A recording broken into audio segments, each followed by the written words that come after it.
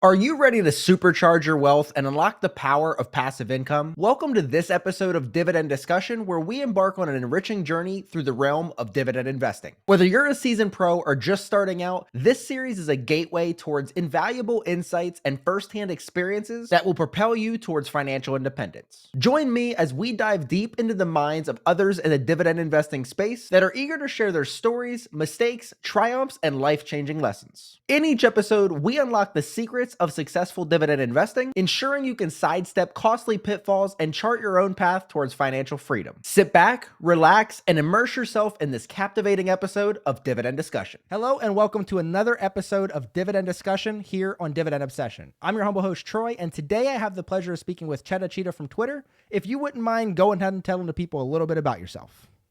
Sure. So my handle is Chetta. I'm 47 years old. I am a dividend long-term investor. I have 2 kids, and that's about it. There you go. Yeah, I like it. Short and sweet. Okay, so you said you're a dividend investor. So first question is going to be, when did you start investing specifically? And then what got you into the dividend side of investing? Well, the very first stocks I ever bought was CocaCola, and I was 18 years old when I did that. But then I had to, because I became a single mom and stuff like that, an autistic child, I had to pull away from investing, and I was very focused at that point on paying off my bills and getting myself debt free, buying a home, paying off the house, all that kind of stuff. Once I became completely debt free, I started focusing on dividend investing and investing altogether. I made mistakes in the very beginning. I think like everybody else does, where you end up becoming a dividend investor because of these mistakes. Yeah. So I can definitely say I did that, but it's probably been more within the last, I want to say, 3 years that I've really kind of been focused on dividend investing while still learning and making mistakes on the other end. And now I'm at the point where it's completely dividend focused. So when you said when you were 18 and you bought Coca-Cola, do you still have the original Coca-Cola, or did you sell that? No, I never had the opportunity to sell it. Because I went with my father and I was 18 years old. Dad had to, help me. I opened up a bank account, this kind of stuff. I went through my dad's broker and stuff, and I bought them, and my dad held on to them in a safe. So everything kind of snowballed with Coca-Cola, and I actually completely forgot I owned them until 10 years ago when he passed away. Everything was given back to me, and all the paper form shares, because that's how you got them back in the day, was paper form. Yeah. So I got them, and then it was like, oh my gosh, I forgot I had this, and wow, look at how much this has compounded. And so that's kind of where it started snowballing in my head too, and making everything kind of work, where I knew that once I became debt free, I wanted to try investing and trying to give myself something for when I retire, because I, as a private duty nurse, I don't have the opportunity like other people have for a 401k, matching 401k, or, all these other, I hardly even have a social security because I'm under an LLC. So when you got the Coca-Cola and Sure. it was do you have like any of those framed? Like that'd be cool just to have like the share of Coca-Cola. No, I didn't frame any of them. That would be I kept super them cool. all inside of a file, and it's in my fire safe too. Yeah, that's super cool just to have like the big paper. It's like one share of Coca-Cola. That's pretty cool. Yeah. So I'm trying to think. So when you were buying your first stocks, and they happened to be dividend stocks, were you buying them because they were dividend stocks, or were you buying them because of the name of the company or like the fundamentals of the company and they just happened to pay dividends? I bought Coca-Cola because I liked Warren Buffett, and I knew that was a huge holding in his portfolio. So that was like the first stock I ever bought, because it was like, well, this is Warren Buffett's stock. And Yeah, if Warren Buffett owns it, I can own it too. Yeah. Yeah, and I was very young, so I only had a minimum $100, and of course, there was a fee back in the day to buy stocks like this too. So I ended up getting Coca-Cola at like $6.47 or 45 cents or something like that. Wow. And like I said, now it's more. And all these dividends have been snowballing. But I didn't even know it paid a dividend when I was that age. No. And then what about the first stocks that you bought? So what were the first stocks that you decided to buy when you got into dividend investing specifically?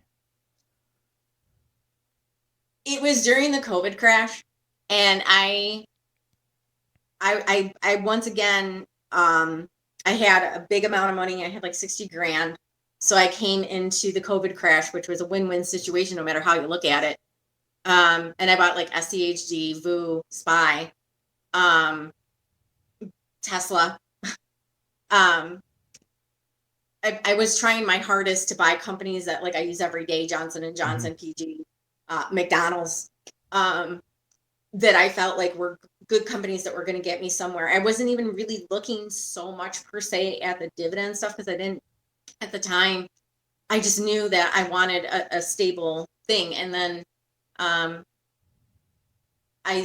made mistakes.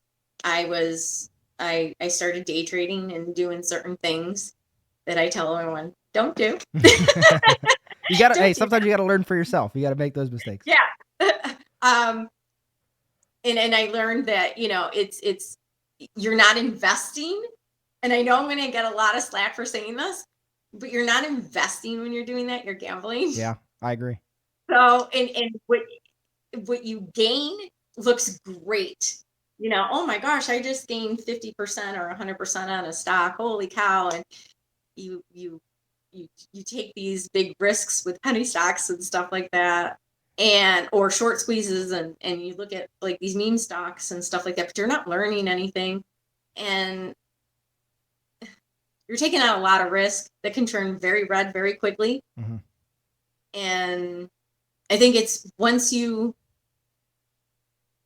realize that you don't want to be looking at a chart every single day, and you don't want to be gambling, you want to be investing, like truly investing.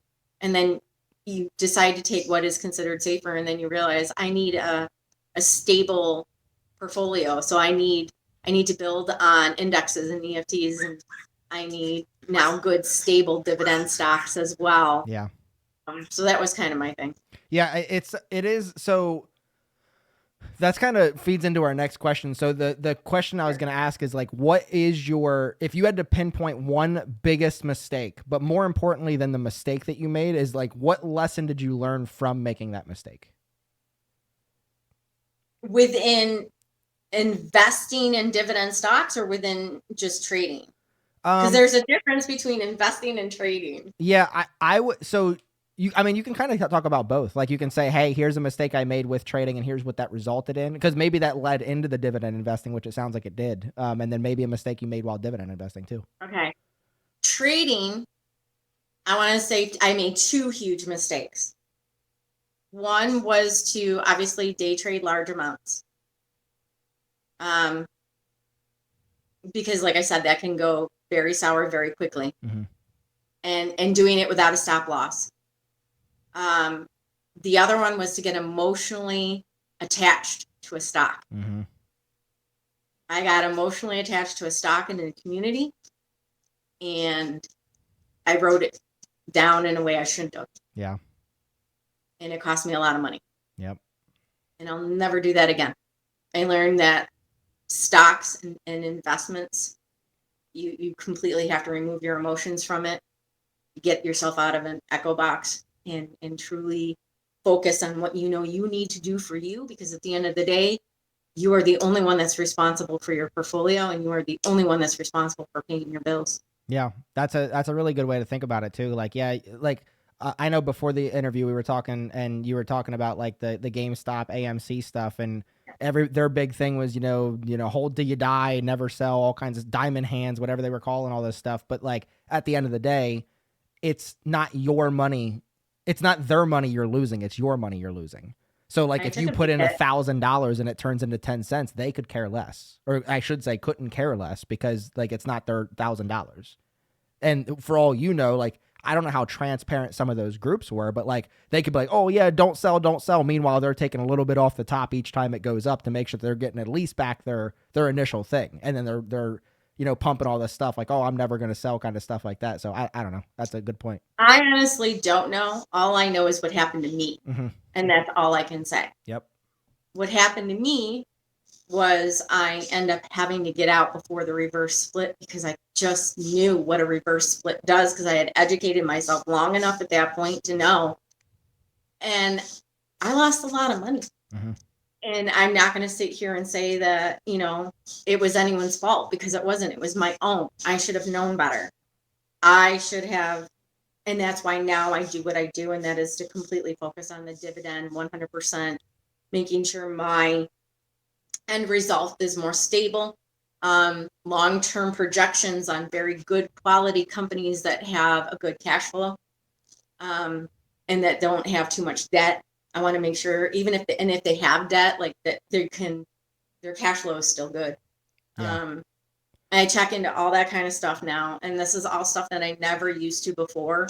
So I definitely learned a lot of things. And as far as dividend investing goes, the one thing that I learned was I made a mistake in the very, very beginning. I was always buying quality companies, but I think everyone does this thing where they go, ooh, look at that yield, Mm-hmm. right? Yep. So you kind of, without meaning to, yield chase a little bit. Mm-hmm. And then I learned that don't do that. I sold all my higher yield stuff and got into more low yield, stable companies that I knew had a very long projection of dividend growth and growth itself within the company. Mm-hmm. Like McDonald's and stuff like that, Pepsi, all that kind of stuff. So I think you have to go through certain things to learn. Yep. Yeah. Then that's one of the points of this series is to try, like there might be 100, 200 people that watch this. Like, let's just say it's 100 people that watch this.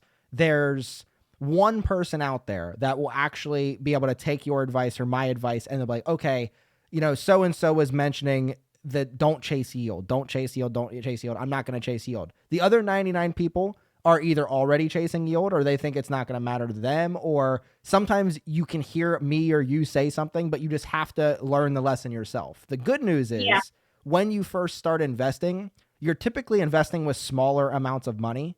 So the lessons don't cost as much as if you, and that's why it's important. Like I said, the question is more important than the mistake you made is the lesson you learned from it. Because you're going to spend money to learn lessons. If you can learn them learn them in the beginning of your journey, they don't cost as much as learning them later because you didn't learn them when you should have. So if you lost $100 on some high yield stock, but you didn't learn your lesson, you're going to keep doing that same mistake when you're starting to lose $1,000 or $10,000 or $100,000 because you never learned the $100 mistake. Now you have to learn bigger mistakes. So that's really important. And everyone has their own opinion on what's the right way of investing. And I see that all the time. You got your people that are 100% growth stock people that, dividend investing is wrong, blah, blah, blah. Yeah. And that's fine. I think that, I used to always say that, there's not one way to skin a cat, Poor but cats. what's the safest way, right? Yeah. What's the safest way? So for me, I think at this point in my life, like I just want to do things the safest way possible because it's also my age too. I'm 47 years old. I don't want to lose a lot of money gambling or what I consider gambling, which is day trading at this point and stuff like that. Like I don't want to take on that risk anymore. I very much want to look. I'm sorry, my dog. Hi, doggy. Here, over. I very much want things to be more stable and safe for me, that I can look at the projection and go, okay. And that was one of the things that I did recently that made me cry. I looked at a 20-year projection of my current dividend portfolio and literally just cried. I was like, oh my gosh, this is amazing. I can't believe that this is where I'm at. Yeah. I'm sorry, my dog. No, you're fine. You're fine. I got two dogs too. Yes, I mean that is cool. So I do know a lot of I don't want to call them haters, but we're gonna call them haters. A lot of haters will tell you you can't really do your projections that far out, which I understand. Like they're like, oh, you can't say this company has a 10-year dividend growth rate. They're growing at 10% a year. They're going to grow both of those for 10 for 10 over the next 20 years. Like that's obviously a safe assumption. Same thing with like one of my metrics is outperforming the S&P 500 over the past 10 years. I can't assume that they're going to outperform the S&P 500 over the next 10 years. But would you rather buy a company that has a track record of outperforming the S&P 500 or one that's never done it before? Like to me, I feel like a company's more competent if they've shown that they've done it before versus one that's like, oh yeah, maybe next decade will outperform. Well, you've never outperformed before. What makes you think you're going to do it now? Like just out of nowhere. So, and like what you were talking about, like understanding your risk tolerance, and more importantly than your age, it's just your risk tolerance and your timeline, like when you plan on needing the money and how risky you want to be with that money. Absolutely. And the thing of it is like, I try not to judge what everyone else is doing. I know what I need to do for me. Like you're saying, I think that when it comes to investing, like it's different for everybody. Age, risk, like you're saying, how soon do you need the money? Like you're saying. So like, if I was in my 20s, I would not invest in Tesla. Or Apple. Or right. Yield max. Or 30, right. But if I'm 65. That's it. Yeah, exactly. And that's what I try to do with some of the videos I put out. I'm like, I'm not saying that these are bad investment. Like one, who am I to say whether something is good or bad anyway? But two, I just think more people need to be cognizant of, it's nice to get $500 in dividends today, but is that worth what could be $10,000 in capital appreciation later and what could still be more in dividends later when you actually need the money? So I could say the same thing. I could say the same thing for even Jeppy. I invested in Jeppy because it does have a higher yield, but its growth isn't like super good. You're kind of stuck at a certain level. Let's say it for what it is. But that's okay for me because of my age. Okay. But if I was in my 20s, the amount of Jeppy that I have, I would have bought McDonald's. Or VU. Because it's a different projection. It's a different. So when I see people on Twitter or anywhere else, like really pumping this stock or that stock or this or this or that, or making fun of other people for buying this versus that, it's like, but you don't know what their personal agenda is. You don't know their age. You don't know anything about them. So you can't really decide if they're right or wrong in what they're doing at all. Yeah, I agree. Yeah, and what you were saying, end goal is. Yeah, exactly. Yeah, the end goal. Like, does somebody want to live off the dividends? Do they just want to have a nice little go out to eat fund every month via their dividends? Like, it's big difference between the two. Do they have 20 years to build that? Do they have 60 years to build that? Do they have 5 months to build that? Like, there's a big difference in all those things. How much do they know about stocks? Are they wanting to do this with individual holdings? Are they wanting to do this with an ETF? Do they want to look at their portfolio every day? Like all these things matter. Like my Roth IRA, I don't want to look at it that much. I have all ETFs, and Tesla. That's all I have in there. And then my individual portfolio, I want to look at that as much as I want to. That's all individual holdings. I don't have any ETFs in there. So it's like different, and you can do different things with different portfolios and all kinds of different stuff. So it's really, investing is one of the things that you can really customize. Like I know a lot of people, like I want to get a Tesla, and one of the things that a lot of people like about Teslas and their website is you go on there and you can literally make a car however you want to. Investing is the exact same way. If you want more risk, less risk, you can't obviously change your portfolio color from red to blue. Like there's no portfolio colors. You can make your portfolio red if you make bad decisions, but yeah, so like different stuff like that. It's really important to understand your style, your timelines, your risk, all those things. It's super important. And it doesn't need to be, you can make it as complicated or as simple as you want.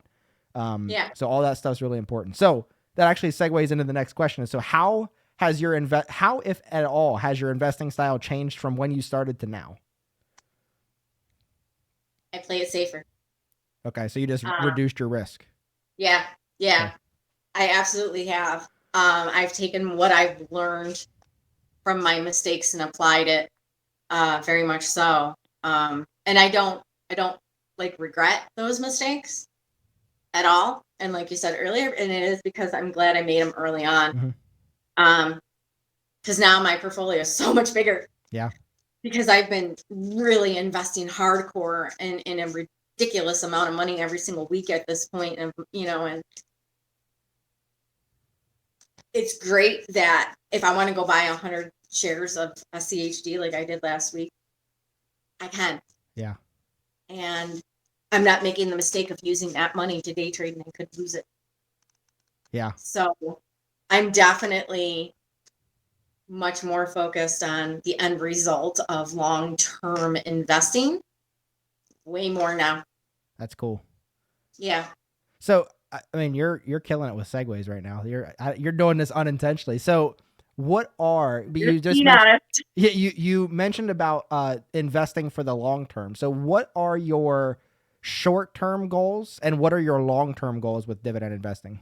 Okay. Short term goals at this point is just constant accumulation.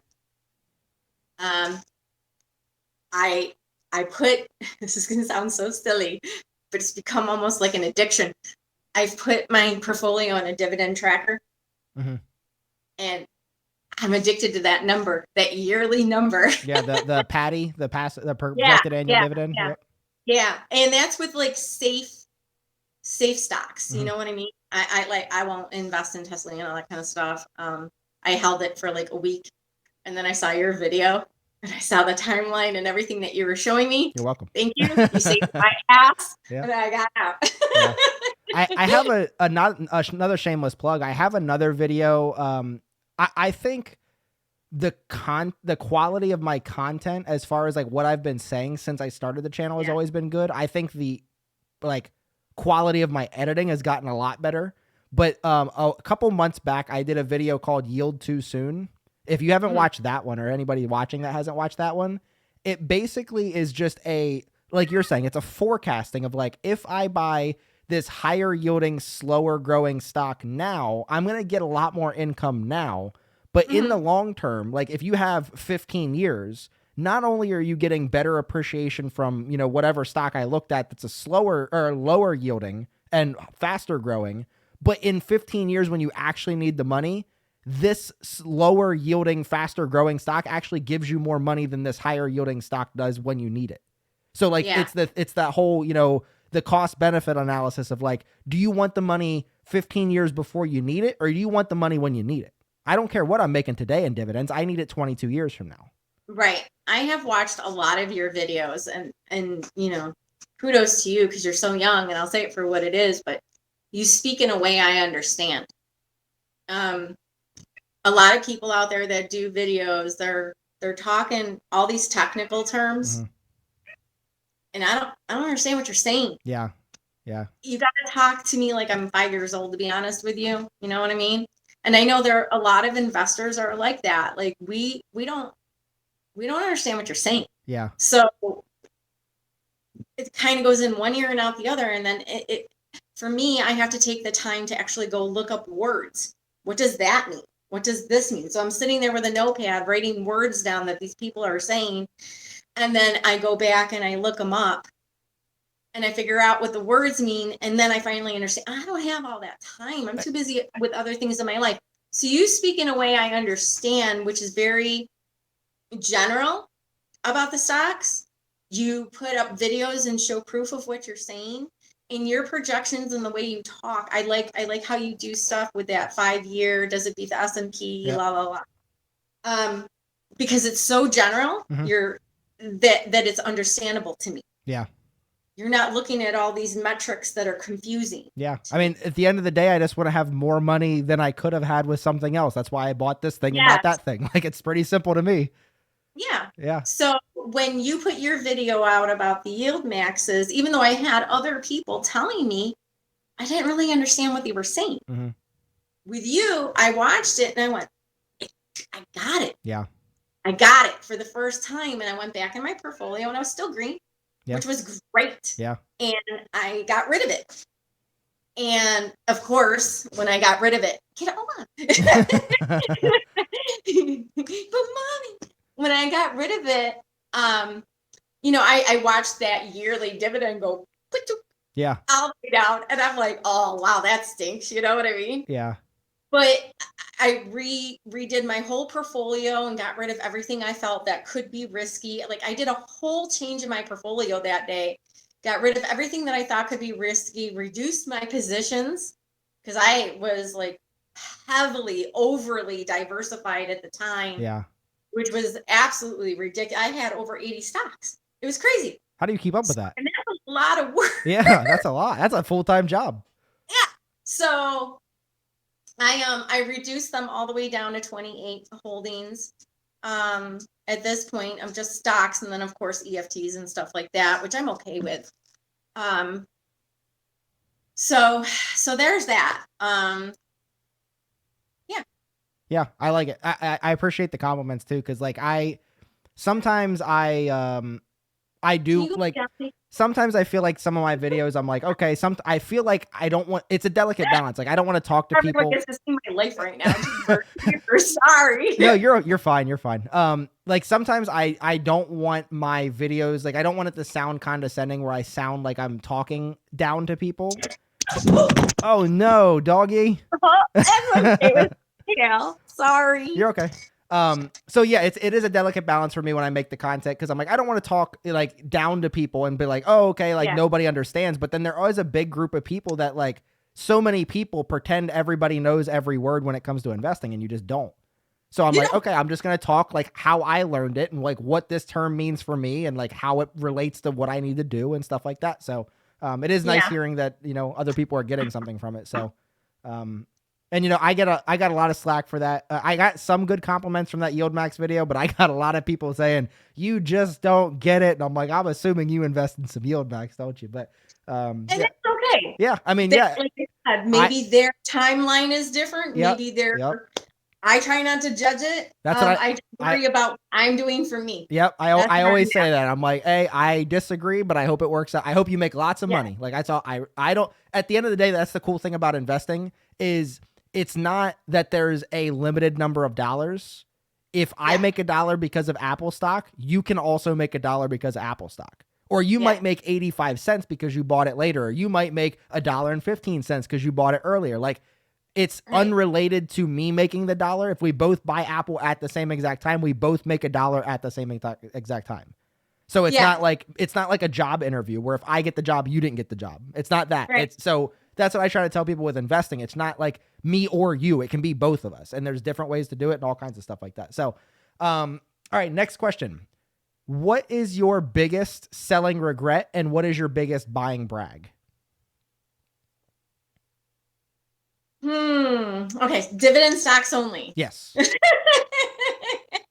Because I don't think that a buy that I might have done to day trade is a bragging right. Yeah, I think that was you did a max bet on something, you got lucky. Like, I got really lucky. Yeah. So I don't want to talk about those because I don't want to project a style that is bad. Okay, I appreciate that. Or risky. I don't want to say bad. Risky. Yeah, different. Yeah. So I think my biggest regret as far as dividend stocks are concerned is during COVID, I bought Exxon. Mm-hmm. And I got it at the time frame when it was dirt cheap. Like the lowest it's probably, I don't know, ever been. I don't know. I just remember buying it at a ridiculously low price, and I've never seen it that low before. And I was super excited because I think it was like 42, maybe 41, 42. I bought some at 40. When the stock hit 60, where it would have been $20 a share for me, I sold them. Yeah. I had 100 shares. And I sold them at a profit of $20 a share. And I wish I never did, as it obviously has a pretty good yield. Yeah. First of all, or dividend, excuse me. It obviously had a good yield for the price that I got it. And look at it now. Yeah. And what is it now? So, like 113 or something? Yeah, I won't touch it now. Like, I would never talk it back. Yeah. And that's just it. Like, you would have to have another, like, COVID epidemic for it to even is shut down where gas is not even being used for that to ever happen again. And it's never going to happen again. That was my once in a lifetime shot to have quite a bit of money as far as a stock that I could hold forever and get at like dirt cheap, like almost rewind 20 years time. Yeah. So that kind of stuff. But oh well, it happens and you learn. Yep. And for me, what I learned was don't sell anything else that you bought during COVID crash. Yeah, that's a good lesson. Yeah. So my brag is obviously Tesla and SCHD. Yep. Because I got them during the COVID crash. And then of course Tesla split. Tesla split a afterwards. couple times, didn't it? Yeah. So my 20 shares turned into this many shares, this many shares, this many. You know what I mean? Yeah, that's cool. I have never added $1 of it back. Like I've never bought another share of Tesla. So you just have your original COVID purchase. That's super cool. Yeah, which it's done very, very, very well. That's how people end up getting, like, I'm always jealous of that. Now, I haven't been investing long enough to have this stuff, but like, I'm always jealous of the people that have like a couple hundreds or 1,000% gains on positions. And I'm like, I'll get there eventually when I have a couple more years of investing. But I have my Tesla position's up, in the mid, I don't know, like 50 something percent. And I've had Nvidia was up 50 something percent, and AbbVie and ExxonMobil were up a lot for me, but like I haven't had anything hit that like 100% or more yet. Yeah, I have with Google too.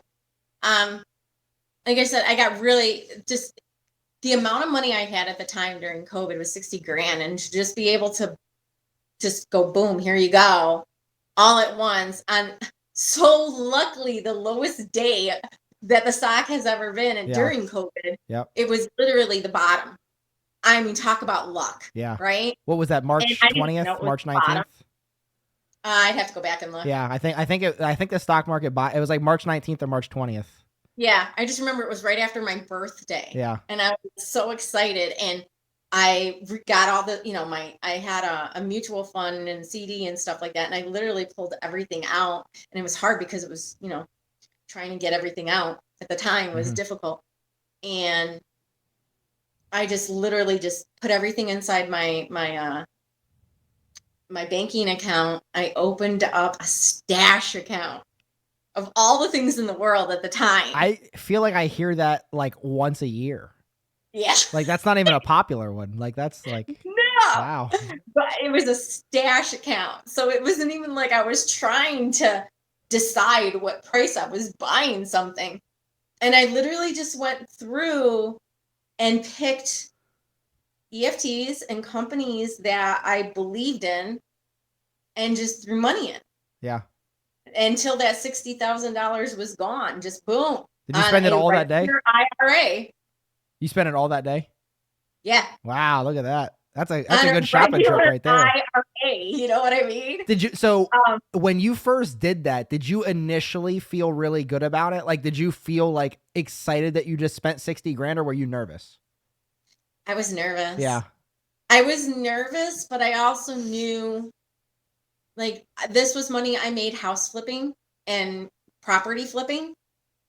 So it wasn't like I was dipping into my emergency savings or anything like that. And I knew that when I did, like I was doing the plan, I was doing my plan, my goal, because I always have a plan. Yep. The plan was to make over $50,000 and come in and buy investments so that I have money to retire on. And then it just became an addiction. Yeah. Once I started seeing those dividends rolling in, it became an addiction. Yeah. Like, whoa, it hit me for the first time, like what I could really, really do and how I could really help myself for my future. Yeah. And then I see that yearly number and I want to see it increase all the time. So every paycheck I'm dumping money. And if I see a stock go down and everyone else is scared and I see that fear level go down in everyone where they're like, oh my God, I'm so scared. That's when I'm doing like serious DD on a stock and stuff like that. Like, I know everyone's scared to death of O right now and VC or VG, the ICI. Yeah. And stuff like that. But for me, it's a buying opportunity, just like the banks. When the banks crash, it's a buying opportunity. I try my best to, if you're scared to death of something that I know is a good company and it's becoming like almost an epidemic of everyone being scared. I don't want the money right now. Yep. I'm not looking for growth today. Yep. So I'm give. Okay. I'm looking for growth, and I don't listen to everyone else, because my timeline is 20 years. So if I think that I can safely buy now and accumulate dividends and snowball that in, and then it'll eventually catch up to a growth of 20% in 20 years, maybe to somebody else, 20% isn't a lot. To someone like me that only makes 50, 60 grand a year, it is a lot. Yeah. More than enough. And you did a good job of like doing all the reducing expenses and all the other stuff, so it'll cover everything. Yeah. So Yeah, and that's all I care about. My goals are so different than somebody else that I kind of tune off. I'm really good at tuning off what everyone else is saying or talking about, or what they want to tell me is right for me.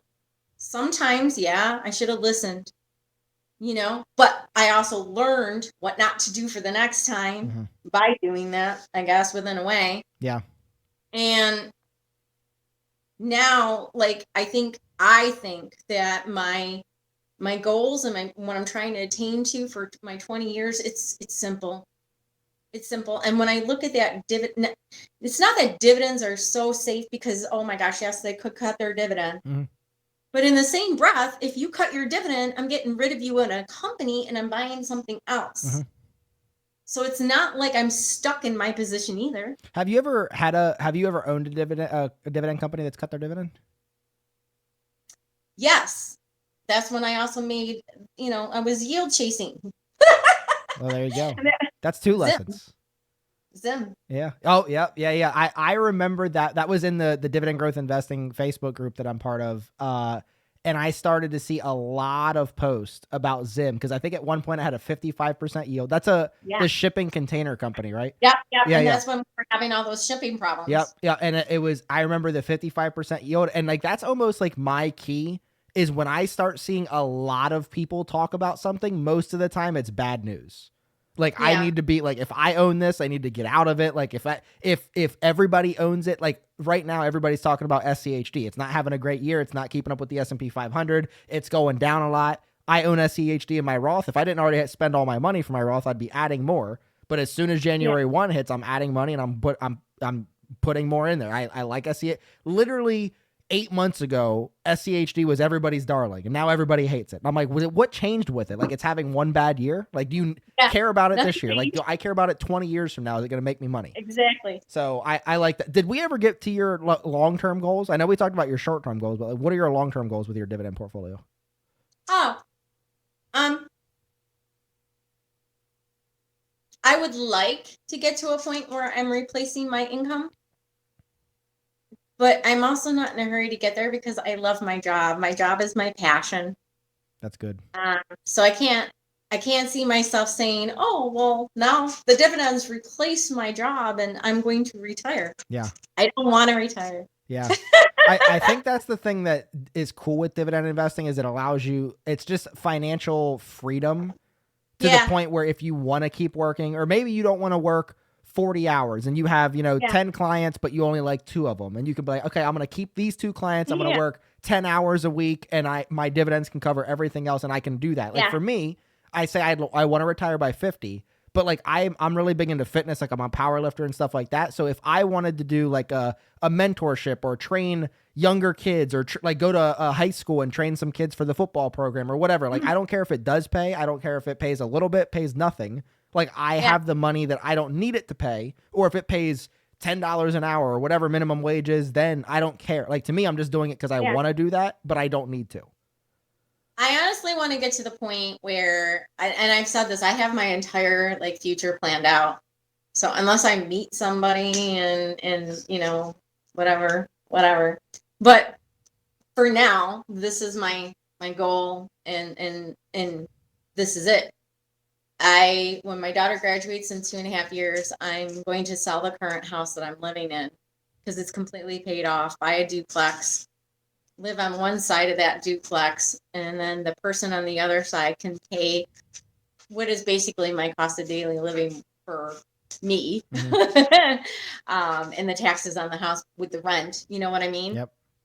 So that brings my cost of daily living like basically to nilch, being that I'm debt free already. Yep. And I just want those dividends to be at a point where I can use that money as income.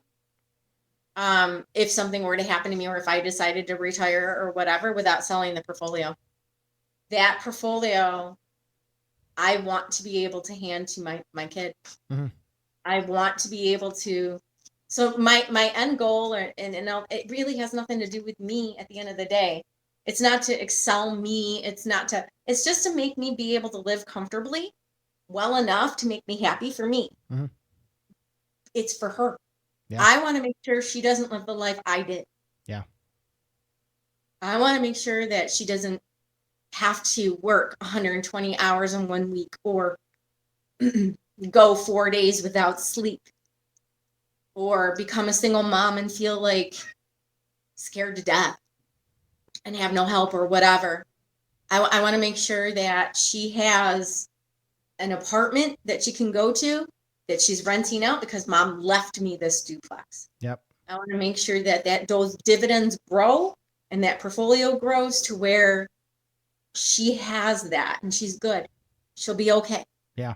That's a super cool way to, like, I was talking to Jeremy from Dividend Stockpile. He's big on Twitter as well. And he was the first one that brought up the idea of, say you don't have kids, or your kids are, well off on their own. You could even create a dividend portfolio and then donate your dividend portfolio to like a church or something. And then like, how cool would that be, where like even long after you're gone, your church is getting, providing they don't touch the initial investment, but they're going to get 20 grand or 50 grand, 100 grand a year in donations in dividends from you 20 years after you're long and gone. I was like, that's so cool. And then same thing, obviously, with your kids and stuff. Like, I think it's Shaquille O'Neal. I'm big into basketball. Shaq said that his kids are always like, "Oh, we're rich," and Shaq's like, "We're not rich. I'm rich. You're broke. Yeah. I'm rich." And it's cool to think of that, because like me and you were talking about before, it's a delicate balance between like making your kids entitled, where like they know they don't need to work, and that's like, neither one of us are famous, but I imagine that's what it's like when somebody is famous. It's like, oh, I don't need to go get a job because my dad's famous, or my mom's it's pretend, Taylor Swift, like Beyonce's kids. I don't even know their names, but like Blue Ivy's one of them or whatever. Like when she's 15 years old, is she ever going to have a job at McDonald's or doing something that you don't want to do? Because her dad and her dad's Jay-Z and her mom's Beyonce, like they're already bajillionaires. Like they don't need any more money. She doesn't need to do those things. But like, while it's cool that like every generation you hope to level up, I personally, and I don't think I've talked about this yet, but like I personally feel that every generation, like every family tree goes through the same progression. So like most of the time it's like somebody comes over, they have nothing. Like they come over from out of the United States, they have nothing. Their kids are really hard workers, which is in your case, where they want to have something. They give their kids something, and it's up to the next generation, but their kids will have more. And if everybody's generation does their job, everybody constantly has more. But where it slips is at that top, the very top, which, is relative, but the very top of that generation, one of those kids one of those generations end up feeling really entitled.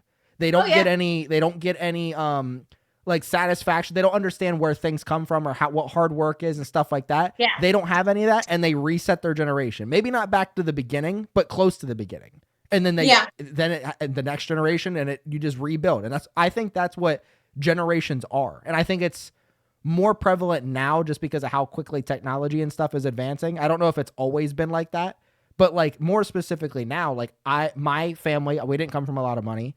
I'm not a bajillionaire by any stretch, but I'm getting places where I need to be.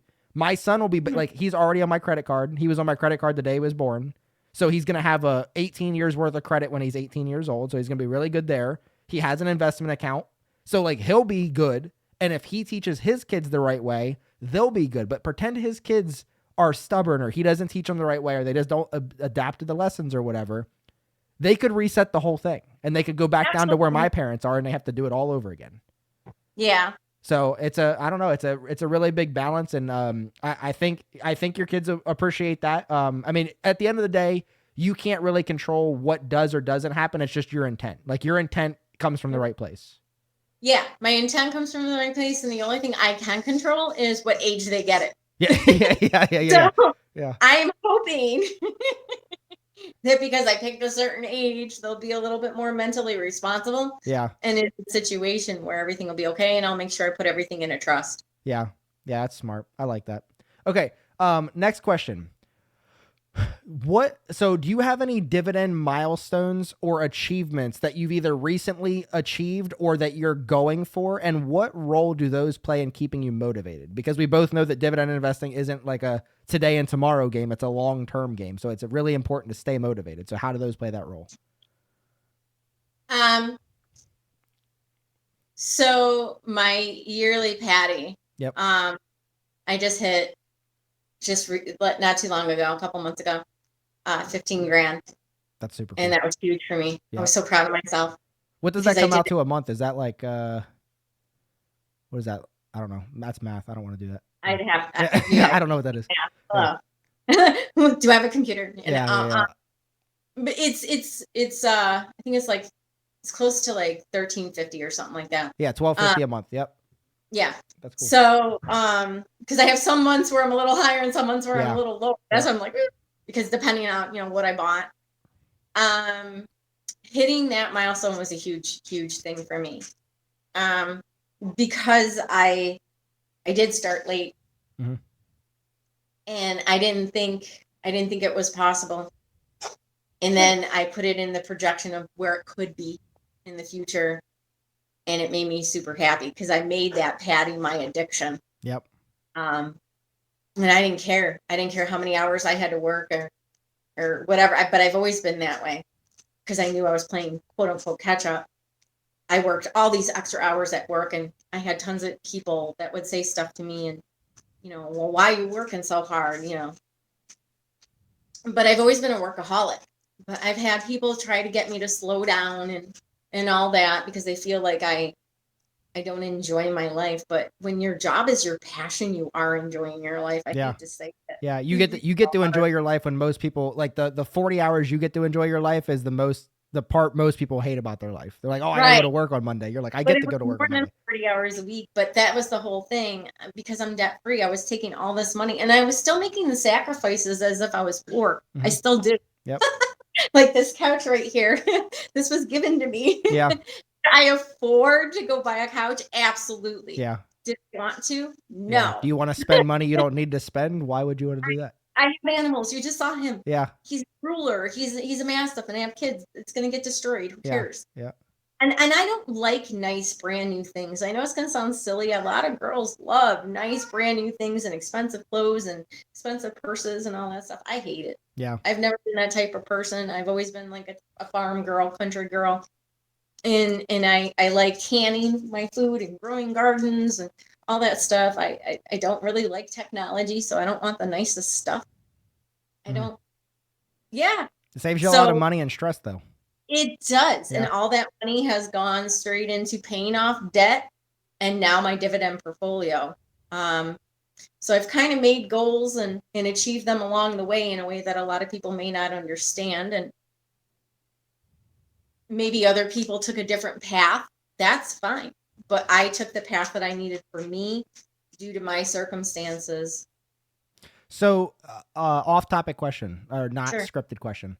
What are your thoughts on investing and paying off debt and then investing before you pay off debt? Like, what are your thoughts on the order of that? That's all personal.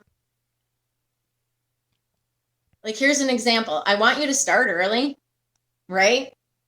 But in the same breath too, like if your mortgage is at a 7.5% per year, to me, anything over 6%, I think that you should try to pay some of that prime down. Mm-hmm.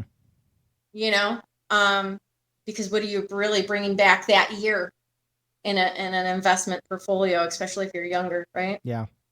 So I think it's pretty much individualized. I don't think there's a right or wrong way.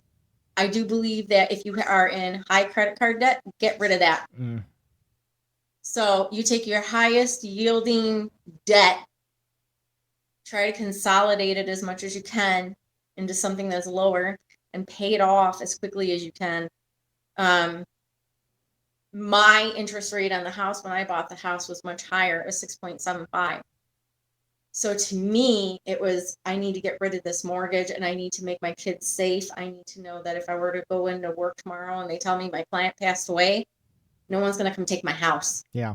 What's going to make these kids homeless? And I think a lot of it also has to do with your personal past experience. Mm-hmm. If you have a personal past experience where you lived homeless, you want the safety of a house for your kids. Yeah.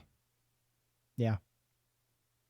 Yeah, I like that. So I had a video a while ago. I don't know, it's something talking about like the path to wealth or something like that. And it was based on I based it off of whether you plan to retire early or whether you plan to retire at, whatever standard age is.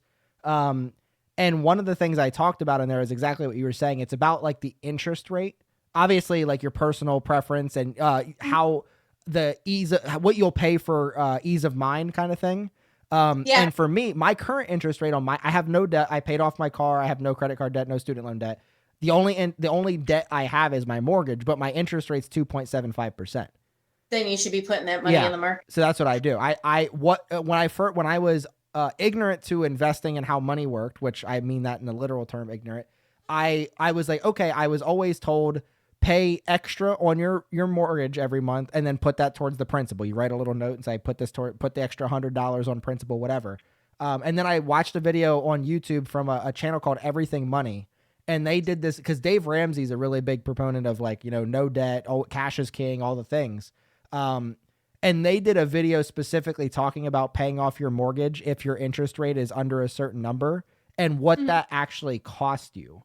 They were like, for me, so the easiest way they said to do it, I have a 2.75% interest rate. They said subtract standard inflation, 2%. The question you ask yourself next is, can you beat the difference in the stock market and how hard would that be to do? Can I beat 0.75% interest? I can literally put cash in Fidelity. Yeah. The SPAXX holding in Fidelity is like when I put $1 in there, it goes into that. That's paying like 4.95% interest right now. So I can beat that without trying. I don't even need to invest money to beat CDs, all that stuff. Like savings accounts are all beating those numbers. So like that for me is an easy question. But once you start getting to like 2%, okay, that's still probably pretty beatable. 3%, 4%, you're like, okay, like 4%, you're getting there. But then anything over, like you're saying, so that would be 6%, which is your cutoff point. Once you start getting like, hey, car interest rates, maybe 7%. Your credit cards are darn sure, like credit cards are like 24%. So basically you're telling yourself 24% minus 2% inflation, standard inflation would be 22%. By you paying off your credit card debt, you're guaranteeing yourself a 22% rate of return by not paying the interest on that loan. So that's where that kicks in. And I know a lot of people, I don't think he'll get upset about me saying this, but Chad, was my first interview. And when him and I spoke, he was actually saying he's doing both at the same time. And he was like, oh, I'm slowly paying off debt while slowly investing because he didn't want to miss out on investing. And I told him, and I was like, hey, like my personal thing is like, I'd rather, especially when it was like, he was talking about credit cards and some other stuff. I was like, I would much rather you do get out of that high interest debt first and then go into investing. Cause then you'll be able to, instead of paying $600 a month in credit card debt, you're putting $600 into your investing account. And like, that's how you do it. And then he recently just talked about that on Facebook. He was like, yeah, I decided to do this. We paid off this debt. Now he's able to put big chunks of money that he wasn't able to put into an investment account every month. So I was like, that's how you do it.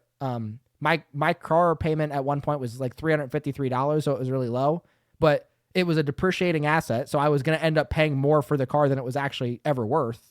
So I was like, why don't I just pay this off? Now that $353 in addition to whatever else I was investing is just invested every month. And the thing of it is too, sometimes the tiny things that you're willing to sacrifice can allow you to put money away if you want to. Yep. Like we talked about earlier, I have never had cable. Yep. Never. I am more of a reader. There is really nothing in this world that you can't watch on DVD. Yeah. And especially nowadays, I would rather watch something. So it to me, I look at the amount of money that I would have spent in cable all those years, and I'm like, it, you know, this is extra money that went off to pay high interest stuff, and now it gives me the opportunity to put money away. But let's just say, you know what I mean? I could have put money away earlier too. Mhm. I just chose a different path because that's what worked for me. Yep. Just like when I had the money to flip houses, I could have automatically went in and started investing. I just got really lucky at how everything worked for me.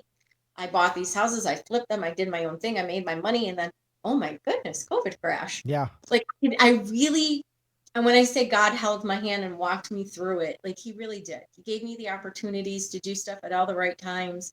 And yep, I still made mistakes and I still lost money like anyone else would, Yep. but it was early on. And now I sit at a point where I can put so much money in Yeah. that I literally am totally caught up. And my personal goals at the end are so simple. There's no way I'm not going to achieve them. Yeah. Yeah. And that's the cool thing is like right now, like I said before, you're projecting out, 20 years, and those numbers might change, but also the amount of money you make might change, the amount of money you spend might change. And like there's so many variables to it, but like it doesn't mean it's pointless to project. Like it's good for me. The reason I project is because I like to set numbers to beat. I'm like, okay, it says in 20 years I'm gonna have this. I'm gonna have more than that. Watch this. I'm gonna be. I just do that all the time. Like so what I do at the end of the year is I take my PADI and projected annual dividend income, for those that you don't know the PADI acronym. I take that. I have a base case, a good case, and a best case scenario that I track every year. My base case is my PADI times 10%. So I want to make 10% more than my PADI told me I was going to make.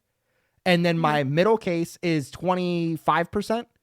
And then my best case is 50%. So that's my goal every year. If I reach my full potential, is to not only get my PADI, but get basically get my PADI and a half. And like, I try to do that every year. And if I do that every year, I'm going to crush whatever goal it said I'm going to have when I'm 50. You sound like I did when I was younger. Like I bought my house and I was like, my goal is I want to have the house paid off by the time I'm 45. The house was paid off by the time I was 36. Yeah. Well, so I've talked about this in a couple interviews, is like the importance of setting goals, but also setting, I guess you can call them like sub goals. And the visualization I always try to give is like, when you have a ladder, like you don't go to the store and buy a ladder that's a 6-foot ladder and there's no steps in between. You buy a ladder and there's a step every, 12 inches to get you up to the top. And if you don't set those obtainable goals, you're never going to get the big one. No. And that's something that I talked about with Tom too, when I was on Tom's podcast as well. Sometimes people need to, like I said, plan out, but they need to plan out small individual things that they need to overcome to get to a bigger goal. Yep. So like if someone feels like they're in like a whole bunch of debt and they don't see how in the world they'll ever be able to invest, and they feel like they're giving up on, sometimes, especially with single moms, we sometimes we get frustrated and we just don't see how in the world, because you have all these people coming at you and saying, well, if you were to just put $200 away a month, well, dude, I don't even know how I'm going to buy my kid groceries this week. And you're talking about me taking money and putting it like, yeah. So it's going in one ear and out the other, right? But if you break it down in a way where you can look at somebody and say, okay, let's look at small things here. Let's see. Do you have a degree? You need a better job. Let's see what your income is. So now you need a better job. So that means to get a better job, you have to go back to school. So let's find a career that, and for me, lucky, it was my passion in life, which is nursing. Nursing, you'll always work, no matter what happens, as we just proved with COVID. You will always work. You will always need to work.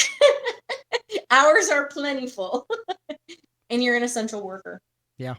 And it's not something that you'll ever lose your job at, to a certain degree, unless, let's really say it for what it is.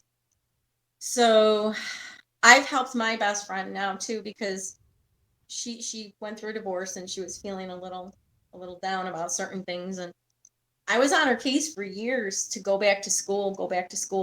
Well, this year she finally took my advice and she went back to school because I laid it out for her. Mhm. I said, if you were to do this, then you can make this kind of money, then you can hit this goal, then you can hit this goal, Yep.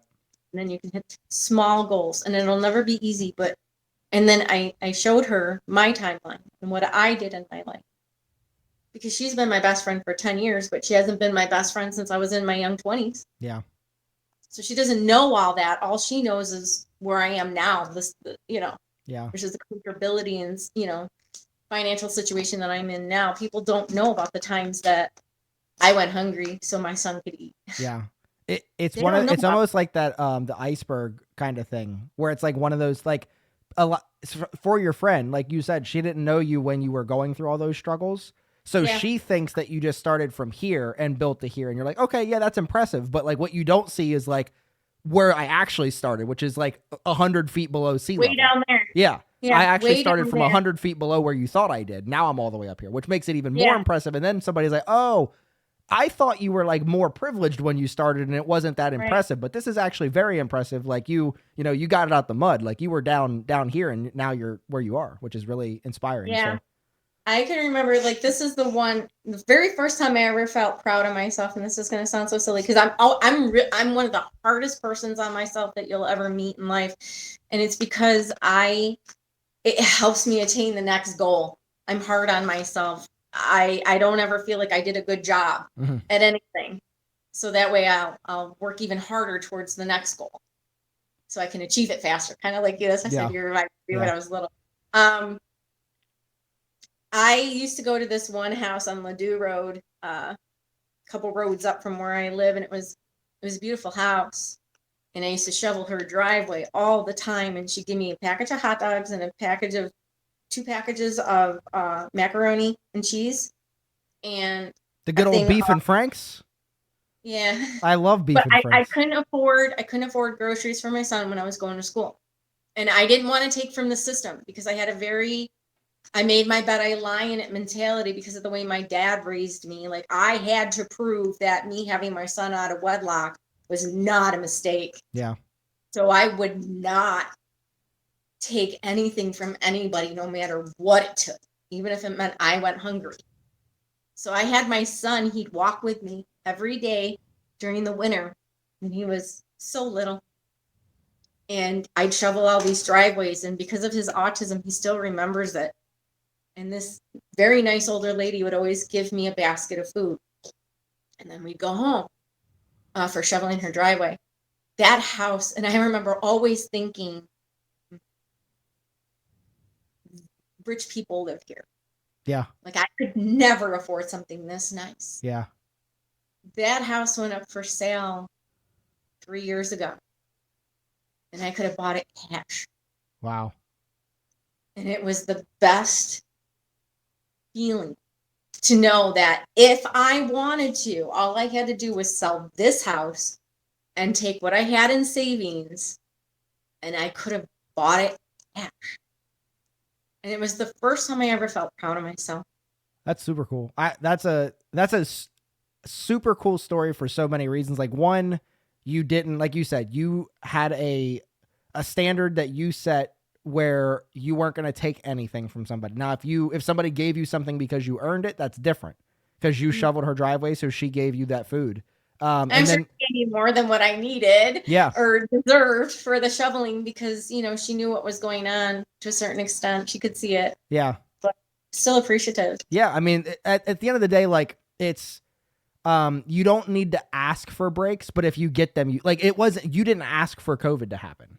But it's also, it would be dumb for you to be like, oh, I don't deserve this COVID drop, so I'm going to wait until things rebound before I invest. Like, no, if opportunity presents itself and Snatch it. like, yeah, you have to go. And there's probably hundreds or thousands of doors that you could have walked through where there was opportunity and you just missed them. Like you didn't see it. You weren't in the right headspace or you just weren't ready for it or whatever. So there's going to be, I don't know, pretend in your life you get 1,000 doors of opportunity. You might only walk through 5 of them, but those 5 could be all you need. You don't need all 1,000. Same thing with stocks. Right. Like all this relates back to stocks because there's 1,000 companies that'll outperform the S&P 500 on a given time frame. You don't need to own 1,000 of them. You need to own a couple of them and make sure you don't have many of the ones that don't outperform, and you'll make money. That's how it works. Yeah. So That's And if you really want to play it safe, then just buy ETFs. And you're young enough, it'll accrue.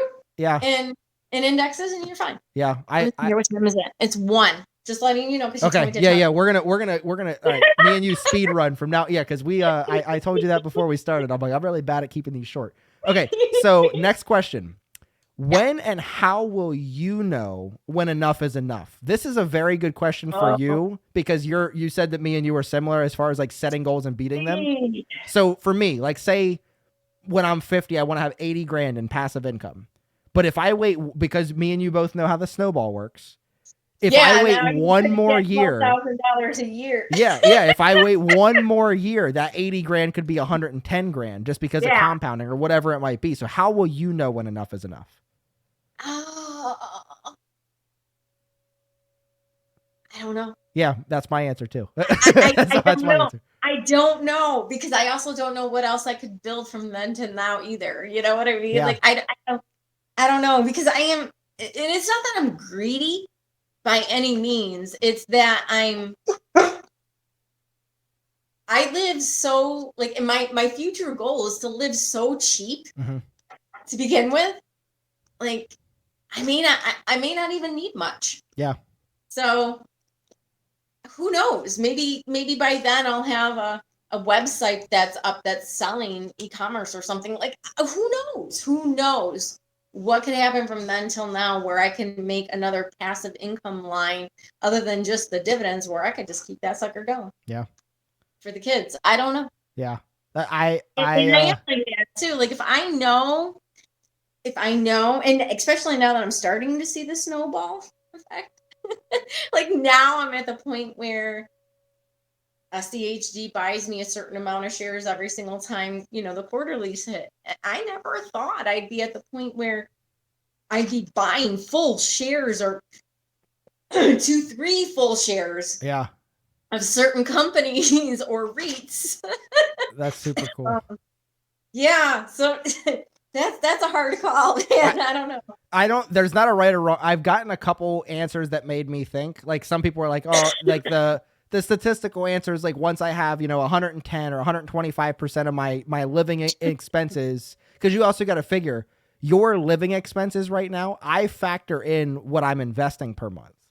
So if I can completely replace my living expenses, I'm still investing the same amount I'm investing today.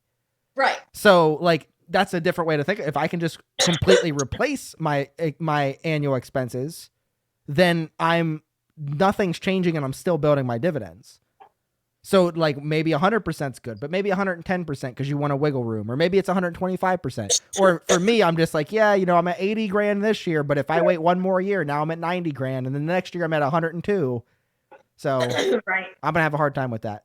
There's no right or wrong answer. Okay, so here's the next question. So we'll just go right back into this. So, do you have any specific criteria that you use when selecting your dividend stocks?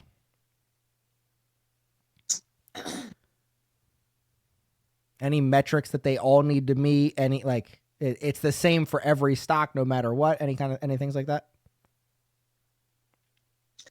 Well, I know your metrics. Mine is I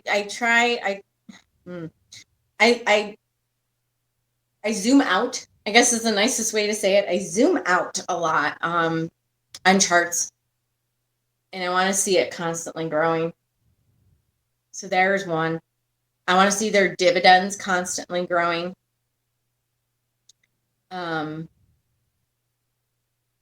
I then check all their financials.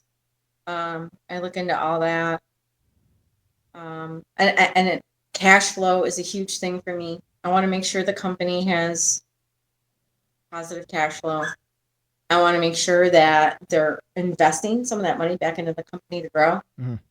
So I can see some debt being as good debt. I can let that go as long as it's being, like,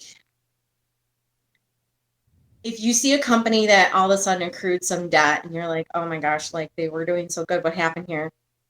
Check it out and make sure that it's not a debt that they accrue to try to enhance their company. Mm-hmm. So if you see that, I don't necessarily sell that company. Yeah. just because they're in some debt. I also check to see how that debt is financed. So if it's like, oh, is a perfect example. And I know, you either love or you hate them. Yeah. That's fine. But when you start really checking, are they in their debt, and you check it how it's being financed, you realize that it's not like these new rates really affect their current debt. And the debt that they accrued is because they also bought property, which is like the Mirage, I think it's called. Mhm. It's that In stuff. Vegas? Yes, thank you. So they're also extending out of some of the companies that they currently, and if you go and you look, and you'll see that you know their tenants are long tenants. It's more of a secured, and I stink at explaining myself, so you have to excuse me here. You're fine.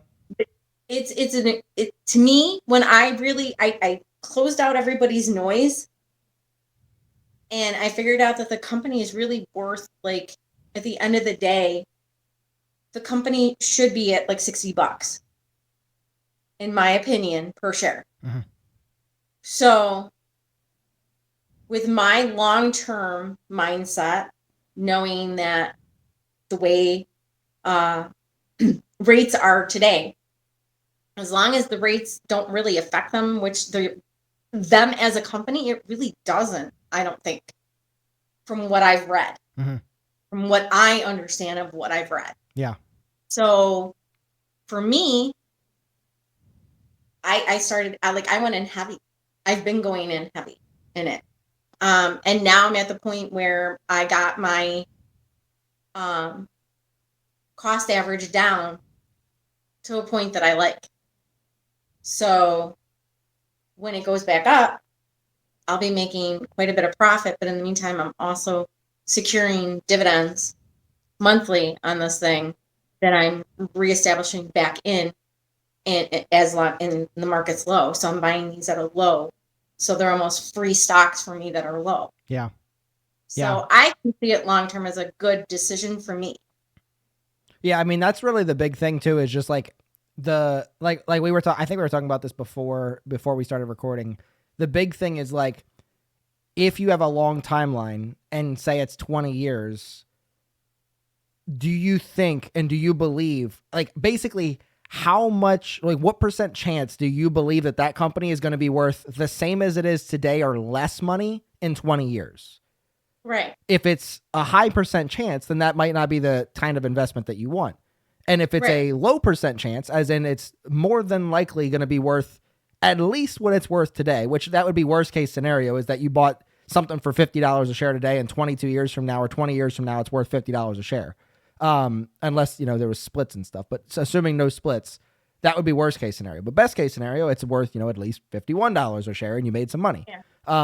But that's the question you have to, I think it's Warren Buffett that always says, like, a good investment is one that if you were to buy it today and, leave your portfolio unattended for 20 years or get locked up or whatever, you, like, that's almost like the idea that people should think about. If you were to buy stocks today and go to jail today, you want to buy stocks that when you get out of jail in 20 years, you're going to be excited you owned them. Yeah. Not that you have to babysit all over like McDonald's. No. Like, I know you're really big into McDonald's. It's one of your favorite stocks. Like, McDonald's isn't going anywhere in 20 years. No. Well, then it's mostly, once you understand the dynamics of McDonald's, you understand that it's more real estate. Yeah, than the amount of buildings that they own and land that they own. Yeah, that's what people don't. Yeah, they're just like, oh yeah, fast food's gonna change and this and that. I'm like, yeah, fast food's been supposedly gonna change for the last 50 years and it hasn't. I mean, it's gone up in price. And they'll make your salads that are more expensive than the burgers and whatever else other things they have. But then, like, McDonald's the amount of real estate McDonald's owns is ungodly. Like, it's huge. Yeah. And that's my thing too. Like, and that's why I tune people out, because I think a lot of people make comments and assumptions about something because their goals are different than mine. Mm-hmm. They're looking for quick money. Oh, well, the company has been horrible this year. I don't give a crap about this year. Yeah, exactly. I care about what it's done history-wise, and do I think it's going to continue to do it in the future?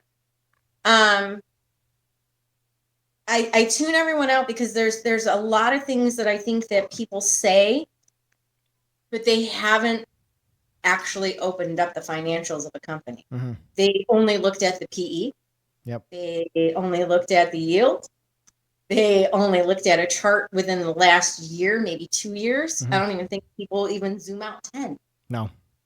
Um, Well, because they'll hit so you with the whole past performance doesn't matter kind of thing. Yeah, I don't think everyone, I'm not going to say some people don't. I don't think everyone reads filings. Yeah.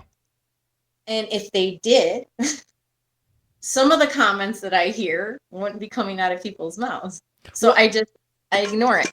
Isn't it in the like the calls, the earnings calls and stuff? Shareholders get to ask questions to like the CEO or whoever is representing that company on the call. And sometimes some of the stuff that people are complaining about, like they're like, oh, this is a thing I'm worried about, or this is a thing I read, or this is a thing I watched a video on. Sometimes the CEO will actually directly answer that question in the call. And you can like read the transcript or listen to the call and say, like, they'll directly tell you, this is not an actual thing that we're dealing with. And this is just noise you're hearing. Yeah. Yeah. So like that's useful. But I don't think everyone listens to earning calls either. Yeah. I mean, I don't listen to a lot of earnings calls, but it's for me, if you're going to pretend, not you specifically, but if somebody is going to pretend that they're so educated that they can make a decision on a stock, or even worse, make a decision enough to tell somebody else that their decision was bad, but they're not going the extra steps to listen to those calls. Like, I feel like the whole premise of your argument is null and void at that point. Like, unless you're hearing it from the horse's mouth, you're just hearing Joe Schmo investor from whatever channel or whatever website talk about this company's going in the tubes. Well, they directly asked the CEO that question in the earnings call, and you weren't listening to that. You just made up your own opinion. Yeah. I don't, and that's just it. I don't want to listen to opinions. Yeah. Or hearsay. From people that have no impact on what the company does. I want to see facts. And that's why I base my decisions on filings. I base my decisions on what I see the company doing. I open up their, like I always say, I like to see where their money is and what's going on. Mm-hmm. You know,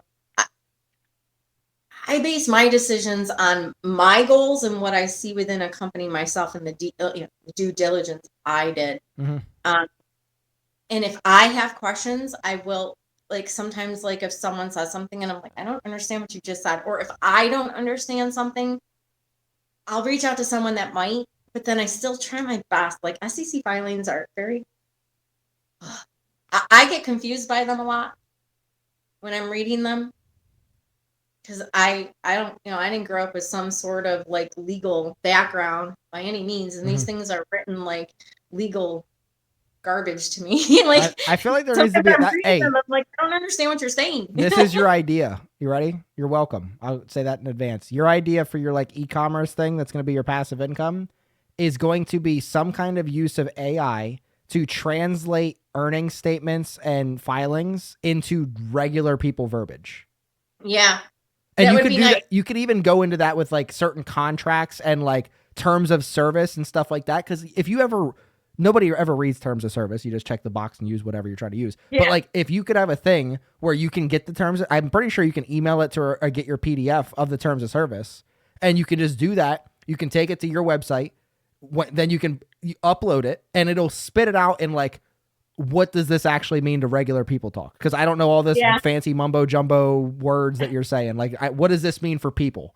There's your idea. You're welcome. So there. That is a great idea, and I'm sure someone will steal it after. Yeah. I don't think I'm big enough to get ideas stolen yet. But maybe one day. We don't understand these big words. We weren't educated that way. Yeah. And I have dyslexia, so it's hard for me to read, and I still don't use that as an excuse. I still try my best to.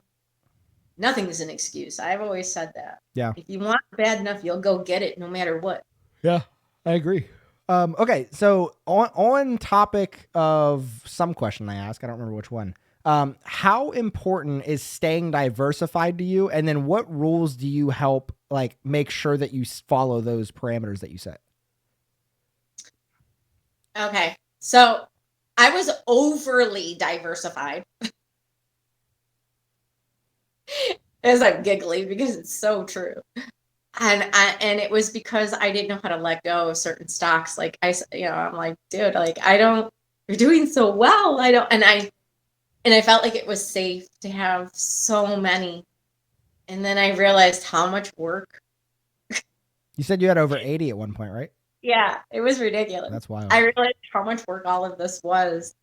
And I was like, oh my God, this is crazy.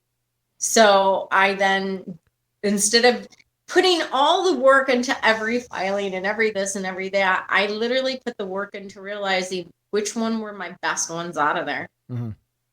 So I picked out 30 of the best. And I know a lot of people are going to say that's still too much. But it's because I'm not done yet. I picked out 30 of the best and narrowed that down and then sold the rest. And then who knows, maybe I'll even bring that 30 down even more, and that's not including my indexes or EFTs. Those are individual companies. Yeah. Just to make that clear, I may bring it down even more once I start putting it through filters for me to see where we are and what's going on. I don't really have rules. I'm learning as I go along. Mm-hmm. And I think that's the best way to explain it. I hear people say, like you just did now, and I'm like, I can't even really truly answer that because I'm learning as I go. Well, and the truth is there's no, again, this is one of the investing is whatever you want it to be. I've had an interview that I've done where the person was saying that they don't believe in diversification at all. Because to me, if like, say tech is their best sector, why would I want to force myself to buy something in the energy sector if I don't understand it and tech's doing well for me? So they buy a lot of tech because they understand it. That's the field that they work in, stuff like that. So for you, like maybe healthcare, like maybe you have AbbVie and Eli Lilly and Pfizer and everybody, like that's an industry that you really understand. Maybe you have a lot more, maybe 30% of your portfolio is in healthcare because that's what you do on a daily basis. But maybe like for me, I don't own any stocks in real estate because I own a house and it's my taxable account. So my real estate is in VNQ and my Roth IRA because it's tax sheltered.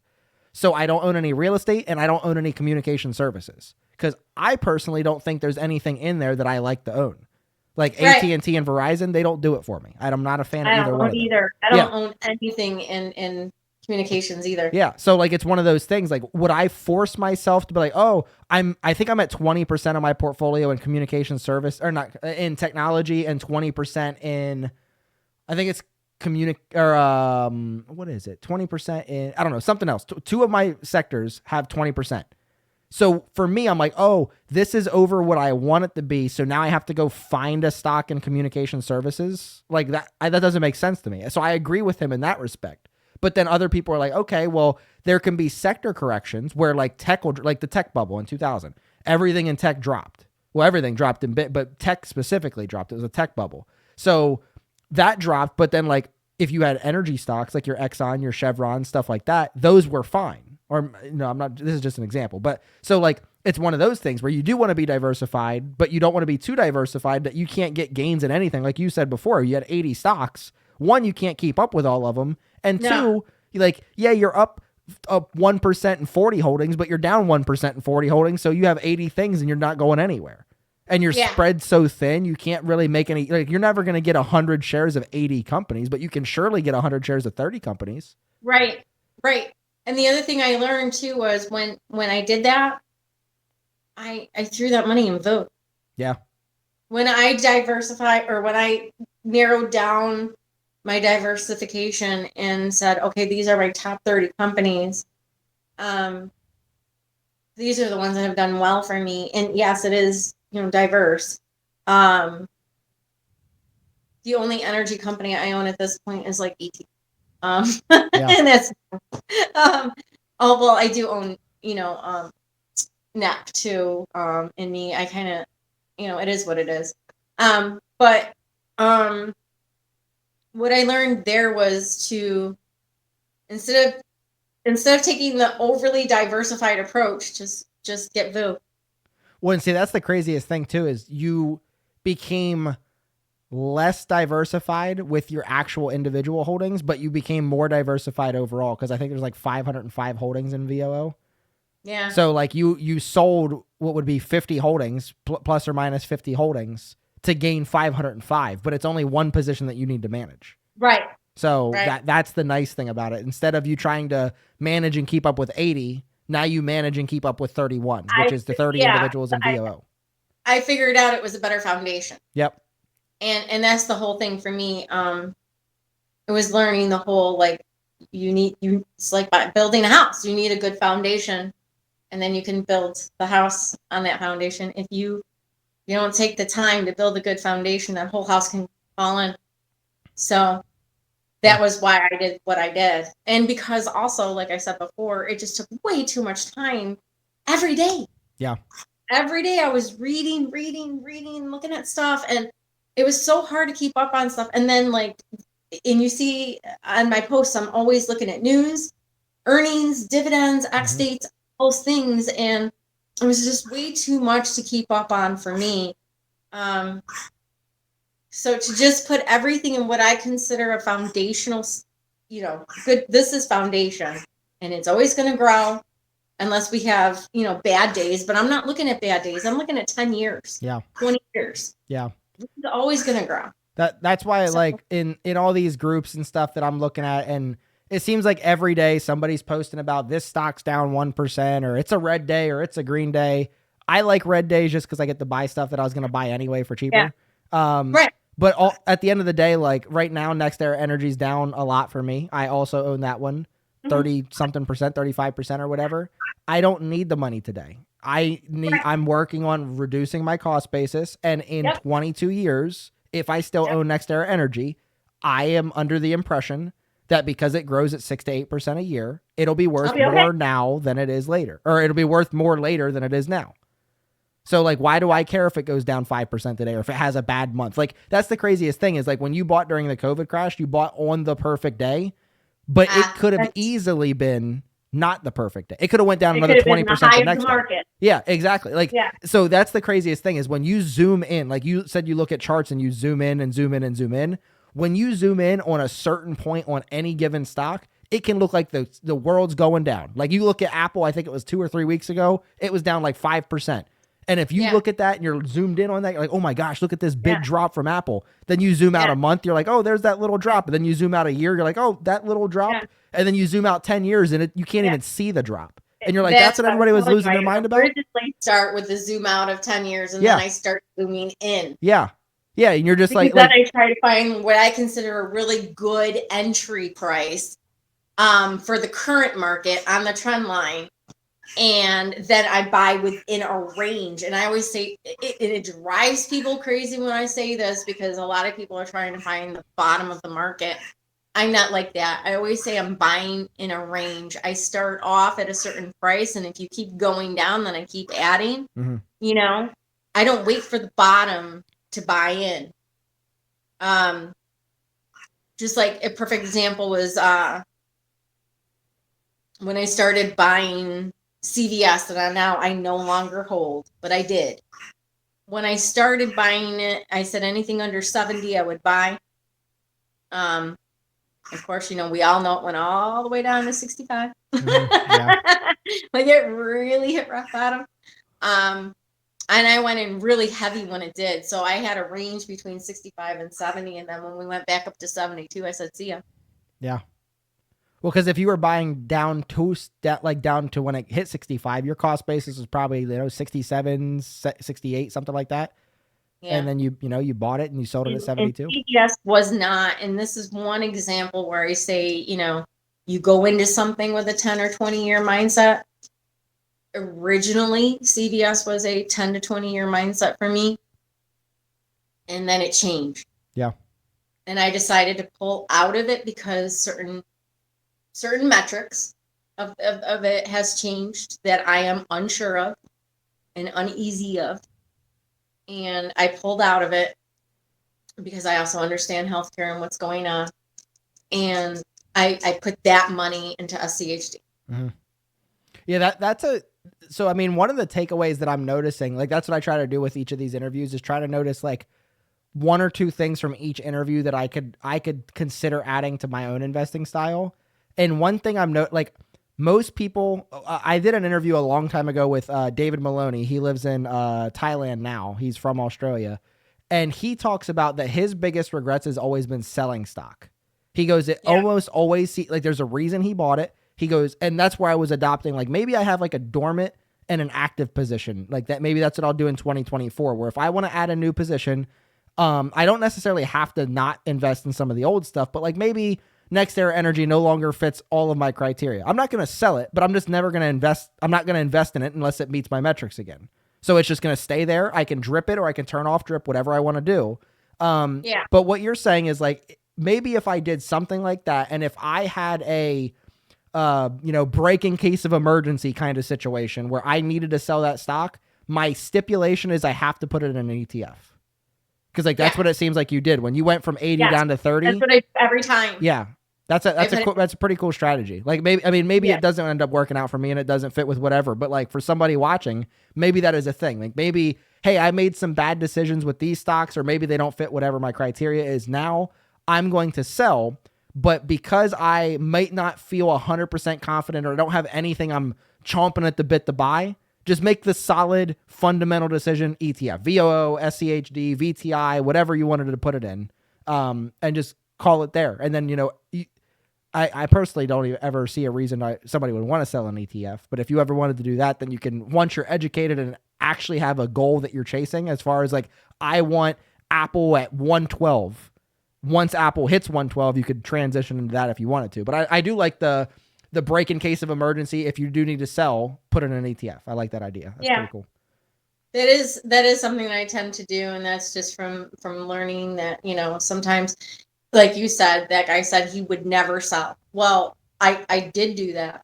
And then I ended up with 80 companies. Yeah. That I had to keep track of. Yeah. So yeah, that might be a thing. So like maybe you're investing in like every 5 years you go through, because you're going to accumulate or whatever, shares of different companies or whatever. So maybe every 5 years you're like, okay, every 5 years I'm going to go through, I'm going to, spring cleaning and clean up my portfolio, whatever, that kind of thing. Okay. So I think we have like 2 more questions. So what are there any dividend related myths or misconceptions that you hear all the time that just like drive you nuts and you want to like clear the air on? Like, this is just something that's always said, but it's not true. There's 2, and that's the higher yield thing. It drives me nuts when someone says, well, what does it yield? Or, what's the dividend rate on it and all that. And, oh, well, that doesn't bring enough money. Well, then you're dividend chasing as far as your yield chasing. You need to invest in a company, not the yield. Yeah. Don't do that. And so if you post something and someone comes in and says, well, that dividend yield stinks, if you were to invest in PGR or this or this or that, they always come up with something else to say. You can always turn a positive into a negative if you want to. It's just, do you want to listen to them or not? Yep. So there's that. And I get that with a lot of my holdings, because like I have like Visa, I have Apple, I have Microsoft, I have Costco. Like all of those are under 1% yields, and they're like, good luck retiring off of that. Yeah. I'm just and I also hear a lot of people say that dividend investing is a waste of time. Yeah. That drives me nuts. So like how and I don't even know if you'd have the answer to this because you're not the one saying it, but like how, I don't understand, like to me, one, dividend investing is almost guaranteed to work as long as, like I said, you take your lumps when you do something wrong, you learn your lesson, you advance and get better. But so you're gonna you can see what you're going to have based on projections, which you can't do with a growth stock. Because like with a growth stock, you're just trying to say, hey, I bought it $100 in 10 years. I think it's going to be $400. But there's like, that's all you're relying on. There's literally nothing else you're relying on. If you bought it $100 and it goes to 80, you're screwed. Because my goals are different. And I think that's the whole thing that people don't understand. So when I hear people tell me that dividend investing is a waste of time, or why would people in their 20s, like someone recently just said this. Yeah, I saw that. Yeah. Okay, so you know what I'm talking about. I don't want to say anyone's name. Yeah. when you say, I don't understand why somebody would invest in their 20s, dividend invest, you invest in your 40s and 50s. Dude, you got that totally backwards. I'm sorry. I don't care who you are. Yeah. Now, I'm going to address this right now because a lot of people follow this person. That is a bunch of balonky. Yeah. Blarkey, malarkey, whatever it's called there. It's bullcrap. Okay. Yeah. You want to invest and start dividend investing when you're young. That is actually backwards information. Because the whole point of dividend investing is to compound, to snowball and compound your gains, so that when you first start out, if you're investing $100 a week, $200 a week, by the time you hit my age, it's worth a lot. Yeah. Yeah. People, and that's the part people don't see. And that's like passive income. And I know okay, dividends are not free. Yes, you still have to pay. If it's not in a Roth, you still have to pay taxes on it, like it's earned income. But the thing of it is, you're in a better position. And if something stops paying dividends, just pull out of the company. If you don't believe in the company, that's fine. Also, how many years projection do you have? Like that's the most important part. And I see personally, in my experience from the way I've been investing, I see dividend investing as more of a safe, as long as you're doing your due diligence on the company, and you've got a good foundation. Back to what I said before, to me, it's safer. Yeah. Well, it's more about like the fundamentals dividend investing teaches you, I think, where like day trading teaches you, we don't really care about the company. We're just like this trend says it's going to go here. I'm going to buy this and this candlestick and all these things. Like that's what that is. That's gambling. Like we talked about, that's not really investing. That's gambling. And another way I think I've heard this said before, if not, it's just like in a dream, and you guys are welcome for this knowledge about the drop. Think of investing, or dividend investing specifically, like buying a house that you're going to live in. You don't buy the house thinking you're going to live in it for a week. You buy it because you're going to live in it for, I don't know, 5, 7, 10, the rest of your life kind of thing. Yeah.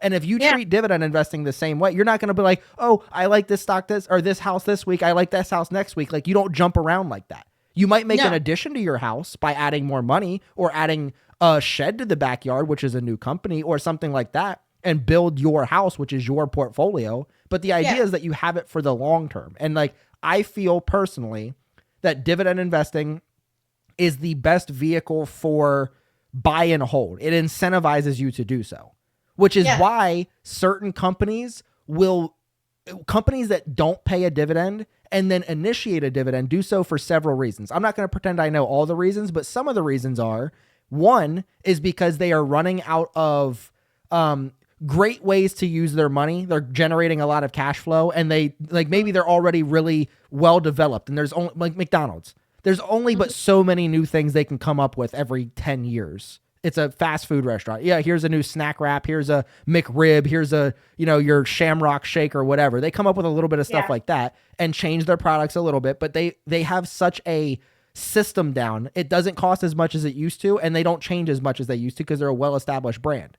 That's one reason they do it.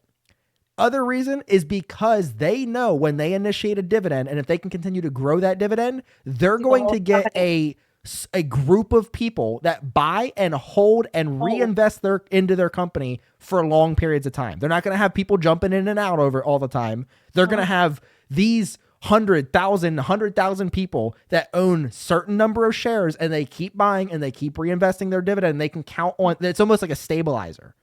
Yeah. That's what they do. And those are two of the main reasons, or two of reasons that I can recall why a company would do a dividend. And there's all kinds of charts. You guys can look them up. I probably won't throw it on here. I might do a video on it later. But there is a big difference between companies, like in overall performance of companies that pay and grow a dividend every year, companies that just pay a dividend every year, companies that cut a dividend, and companies that don't pay a dividend. The overall performance between those four companies, vastly different. And if you read enough articles and statistically, and I hate saying this because I am one that I hate when I have people here statistically, but it's true. Yeah.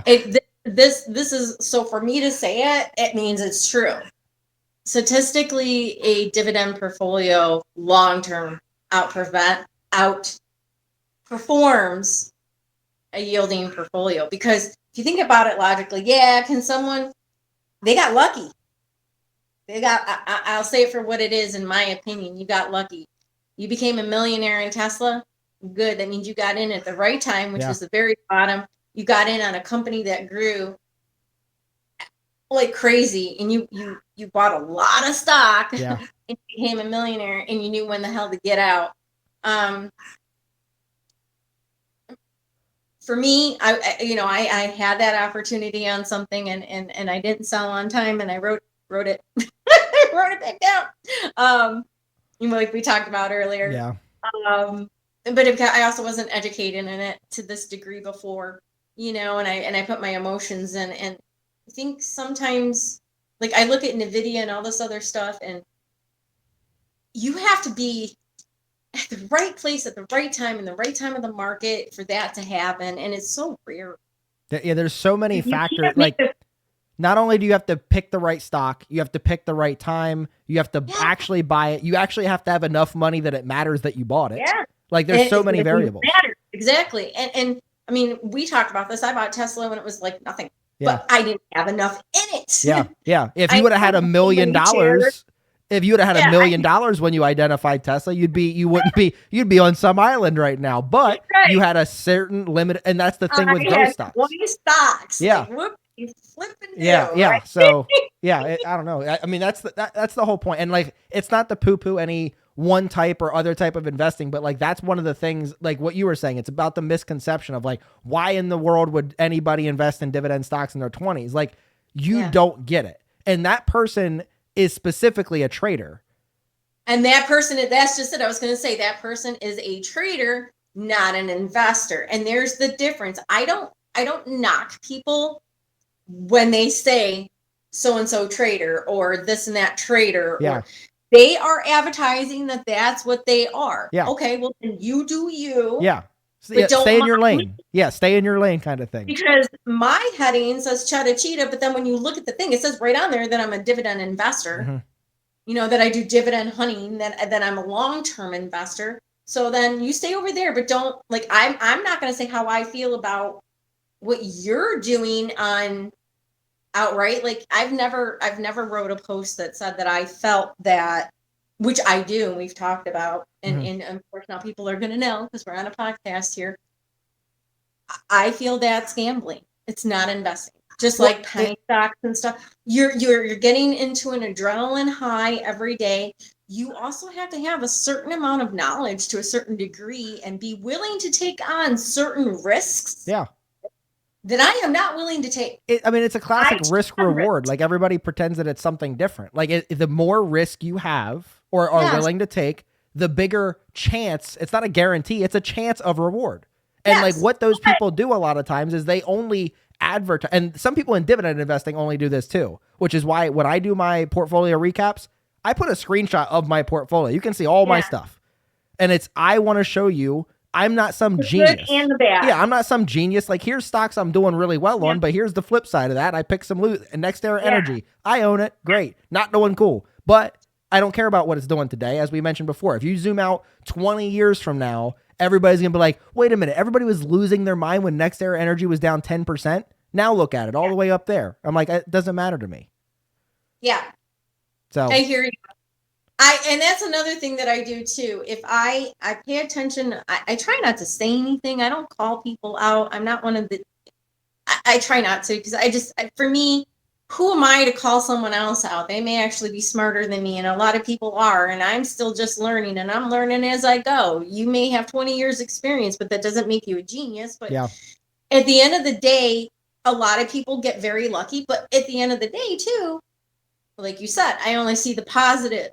That's it. If and that's why I like Investment Cake. He will come out and say, I lost money on this, or Dividend Dog. I lost money on that. I'm letting you know, I'm letting this go to put it in here, because he actually just did recently the same move that I already made, and that was to sell CVS and put it at SCHD. And I love when I see that, because to me it's like, I've learned that if you're not willing to admit on social media your mistakes, then I don't want to hear.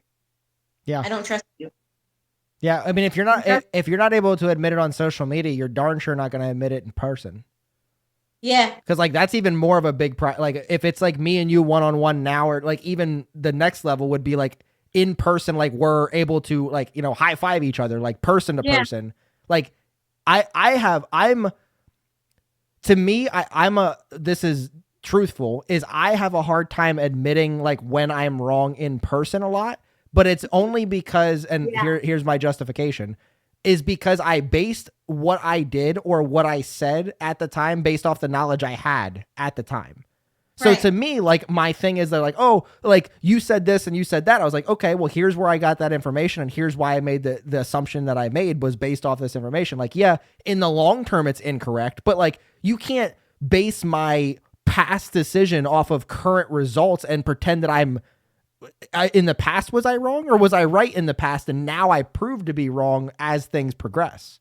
Like that's to me, that's so I don't know. A lot of people are like, oh, Troy just justifies stuff. I'm like, well, I mean, you're not wrong there, but like to me, like what you're saying is if you can't even like to me, that's the lowest level of like importance for like ego, like your lowest ego hit is to admit that you're wrong on the internet. Like to people that you're never gonna talk to or see, like I can admit to Yeah. everybody I'm wrong on the internet. I'm like, yeah, who Yeah. cares? Like I'm wrong. No, I'm the same way as you. I can admit I'm wrong there and say that I made a mistake, or take someone's I can actually take someone's opinion. Like recently, someone said to me, you know, when you went to buy SCHD, those 100 shares, why didn't you think of doing a cash secured put on it? You know what I Yeah, mean? And then buying those. And I'm like, oh God, that was such a good idea. Why didn't I think of that? You know? But if someone in my personal life, or someone I'm talking to or with or dating or whatever, if they would have said that to me, I'd have been like, I'm not listening to you. yeah, yeah. Sometimes you just need to hear it from somebody else. Like the wife yells at me all the time for that. She's like, I already told you that. I'm like, yeah, well, sometimes like it depends on what the person is. So like Yeah. we're in the process of like saving for a house, and then we're gonna work on like building our next house. And like her and I are coming up with ideas like architectural wise, like where we want certain things. And I'm Yeah. like, okay, I like her idea, and then I drew my idea, and I'm like, this is why I like this idea. She redrew the idea, and I was like, I don't like how this is this. And I was like, this is where I think an architect comes in, because they built 200 houses already, and they're going to be like, Yeah. okay, here's what's good about Troy's idea. Here's what's good about your idea. This is how it would work the best, like architecturally. And I'm like, okay. Yeah. And even if it's the same thing that she said, she gets mad because like I agree with them. And I'm like, well, the difference is you're not an architect and they are. And they Yeah. confirmed what you said was a good idea. So now I agree. Like at this Yeah. point, it's like he said, she said, and I'm like, nobody's right or wrong yet until we Yeah, get but you somebody that actually knows. listen to a professional. My thing is I feel bad sometimes because I don't listen to someone who really actually cares Yeah, yeah. Hey, we're and all is trying to be my friend and tell me something that they actually know, and I take the advice of a total stranger on the yeah. I internet. mean, it's the You same know? thing here. It's the same thing with this. Is like I'm genuinely trying to help somebody that watches this not make a mistake that you or I have made, and they're gonna be like, screw you guys. You guys don't know nothing, and you're maybe right. You're probably wrong, but maybe you're right. And then they're gonna go out and make the same freaking mistake, and they're like, hey, I heard Yeah. about that on Dividend Obsession. I should have probably listened to that. So yeah, I don't.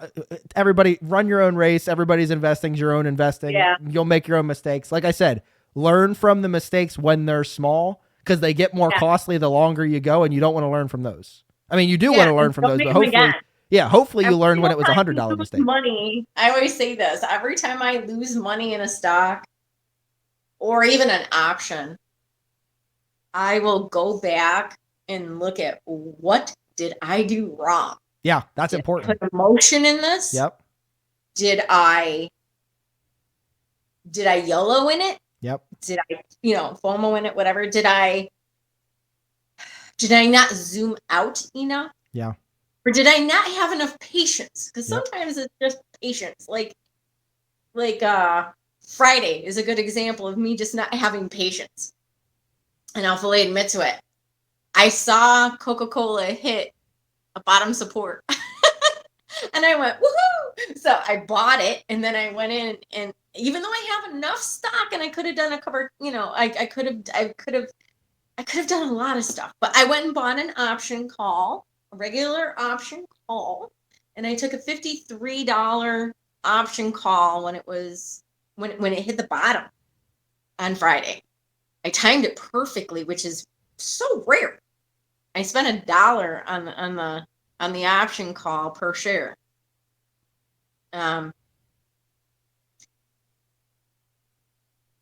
mind you, I bought it for 53 because I knew if it goes up, right, that's where it's going to hit. And I took it pretty far out. I took it for, what was it, November 3rd?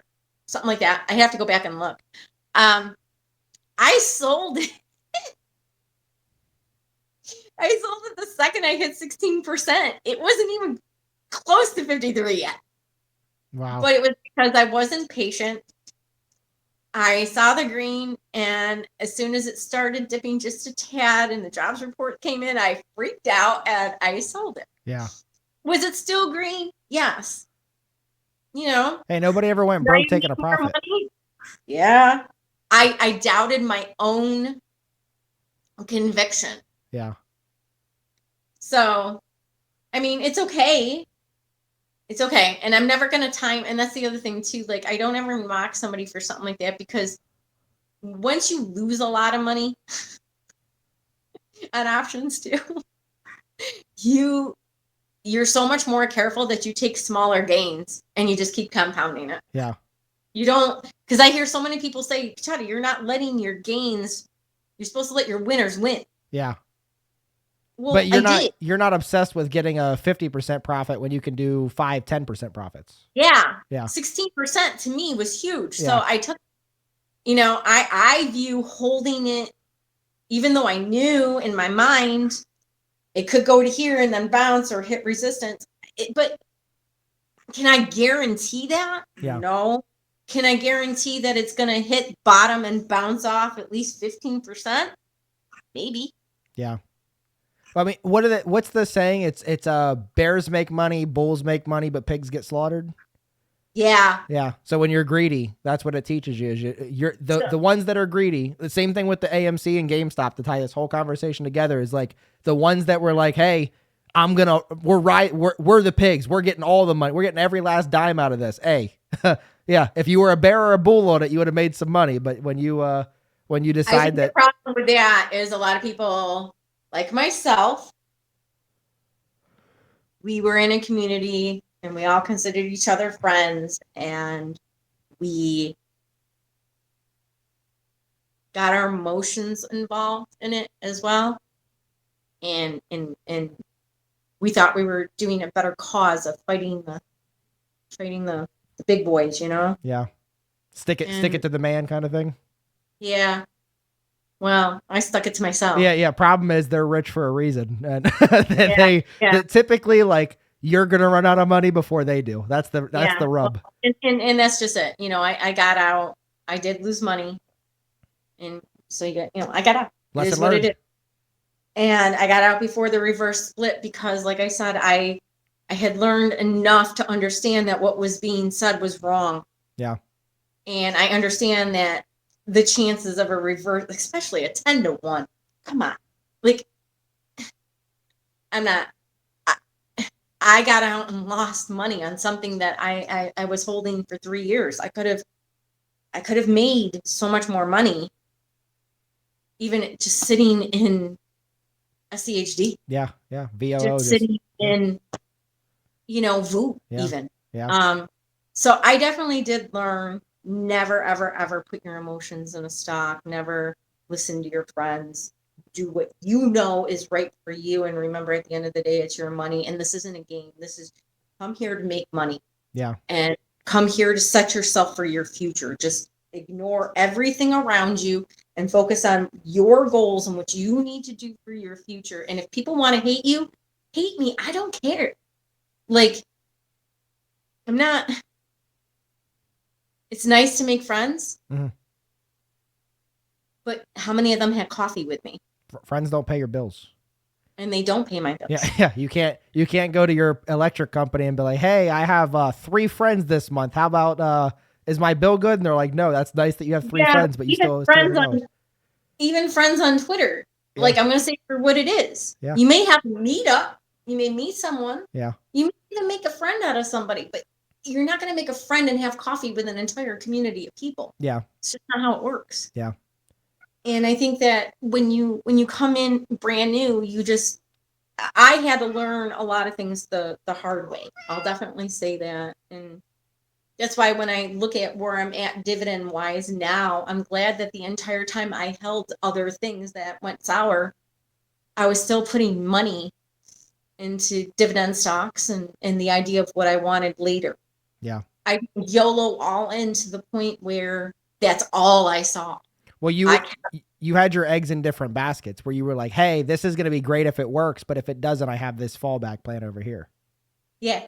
Yeah, that's smart. Like, even if like unless it's an ETF, like unless it's, VOO or whatever, if somebody wanted to not have any interest in investing and put 100% of their money in VOO, you're going to be better off than most people. But when it comes to especially individual holdings, like, I don't care if it's Apple or Microsoft or Tesla or Google or Amazon or who it is, you shouldn't 100% into anything. Because like I looked at a thing a while ago that was talking about like the biggest 10 companies in the S&P 500 from like 20 years ago. And I think there's one that is still in the top 10. And I think it's actually ExxonMobil. Mm-hmm. That was like in the top 10 and the biggest companies from 20 years ago that's still in the top. But everything else, IBMs and all kinds of other stuff, some of them aren't even in the S&P 500 anymore because they didn't meet the requirements. And then some of them are way down the list now because they just, things change. So like that's why ETFs are better for people that don't want to put all the time and energy into earnings calls and transcripts and all this stuff. They don't want to do that. VOO or SCHD or something like VTI, something like those. Again, not financial advice, whatever. But I don't know. It's just you were smart. You didn't put all your eggs in one basket. And you were just like, hey, it's cool to have like a 1% of your investing money be in for fun money if you want to. If you want to do crypto with that or day trading or options or whatever you want to do, but like have a majority. And if that turns into 20, 30% of your portfolio, you're doing great. But if you lose 1%, you have 99% that's actually helping you advance in the future. Yeah. The other thing I won't do is I won't invest in something I don't understand. Me personally, I do not invest in any crypto. I don't understand it. I have a lot of people that tried to push me into crypto, to each their own. I started investing into crypto. I started and stopped and started and stopped. I own super fractional shares of Bitcoin and Ethereum. At the beginning of I think it was beginning of this year or beginning of last year, I made it one of my goals that I actually set where I wanted to get 1% of my portfolio into crypto. And then I had a dilemma where I would put in $100 and I was like, okay, now it's time to put $100, like let's just say $50 into Microsoft, $50 into Apple, or $50 into Bitcoin and $50 into Ethereum. Every time I asked myself that question, I could never pull the trigger to buy Bitcoin or Ethereum. Yeah. I was just like, why would I not buy Apple and Microsoft? Like those are things I can hold. Like I'm not going to buy some Chuck E. Cheese tokens and say, here's some things I have. I understand it. Yeah. And I always I compare, and I know you're going to be like, okay, that's funny. But I compare Bitcoin to algebra. In algebra, you have an X. And it's got to be equal to something. But is it tangible like geometry where you can see the actual shape and then you're making the configurations and then you get your answer? Well, you can do the mathematics, I guess, with algebra to figure out what X is. But I don't understand it. I never did. Yeah. So that's why I don't touch Bitcoin or any sort of crypto, because someone can sit there and tell me what it is, what it means, why it's going to be worth money someday. And I'm like, I can't hold it. I don't understand it. I don't see it. It makes no sense to me. I don't want nothing to do with it. And that's okay, because I would rather, like you, own McDonald's. Yeah. To me, it's wild to me. I noticed that a lot of people, first of all, every scam message I get on Facebook or Twitter has something to do with crypto or foreign exchange. Everything. Yeah. It's never, hey, are you interested in buying some shares of Microsoft? I have like a good deal. I'm like, no, it's never that. It's always like, hey, do you know anything about Forex or do you know anything about cryptocurrency? I'm like, I'm not interested. I don't know what you're selling. I don't want it. NFTs, right? Yeah. NFT. Like you don't even hear that. Huge thing. Yeah. I don't know. All that stuff. I don't. And like I said, to each their own. If you want to get into it, that's all you. I don't understand it. I don't buy it. That's just it. I don't understand it, so I don't buy it. I don't want nothing to do with it, and that's okay with me because it's my money, and it doesn't fall into place with my end goals. Yeah, I agree. Okay, last question for you. Ready for this? Awesome. So somebody watching this video today has decided that they are not only going to start investing, but they decided that they are going to start dividend investing. So other than just get started, what tip or tips would you give somebody that decided that they're going to invest and they're going to do dividends? Okay. Search yourself.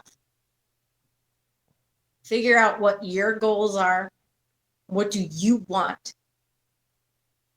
And adjust your portfolio to those needs. Meaning, if your goal is, I don't want to have to look at my stocks every day. I don't want to have to read all these filings. Then make it simple. Invest in indexes and ETFs. If you want to live off of it, make sure that you have a good foundation with those. And then find very good companies that have a long-term rate of growth, increasing their dividends. Is a really good stable company that has good cash flow. And just buy.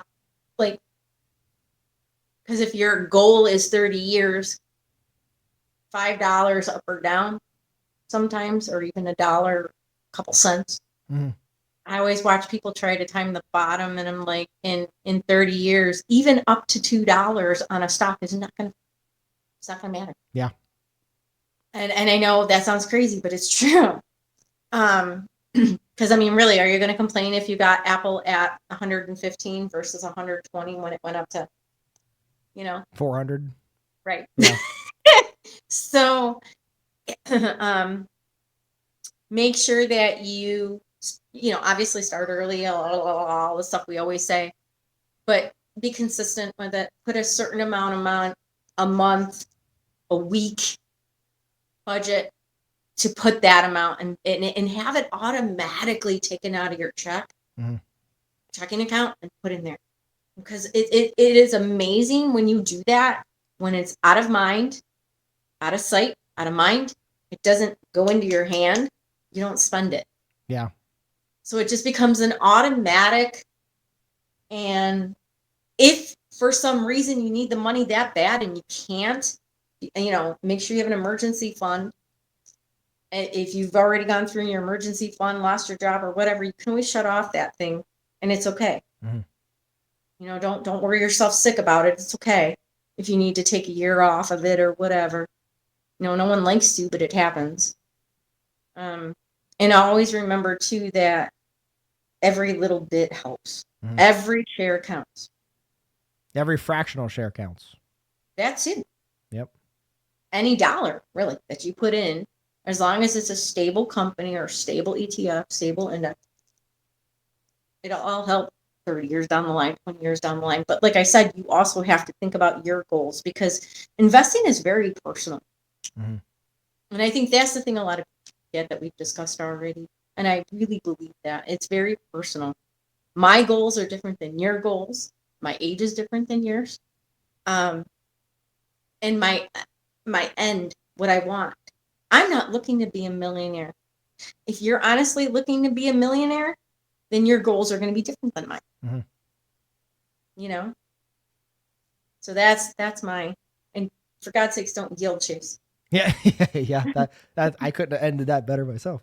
I like that. Okay. Well, I mean, hey, that wraps it up for our interview today with Chetta. I appreciate you taking time out of your day to speak with us. I know I told you, once you get talking about dividends, it's very hard to keep these things short.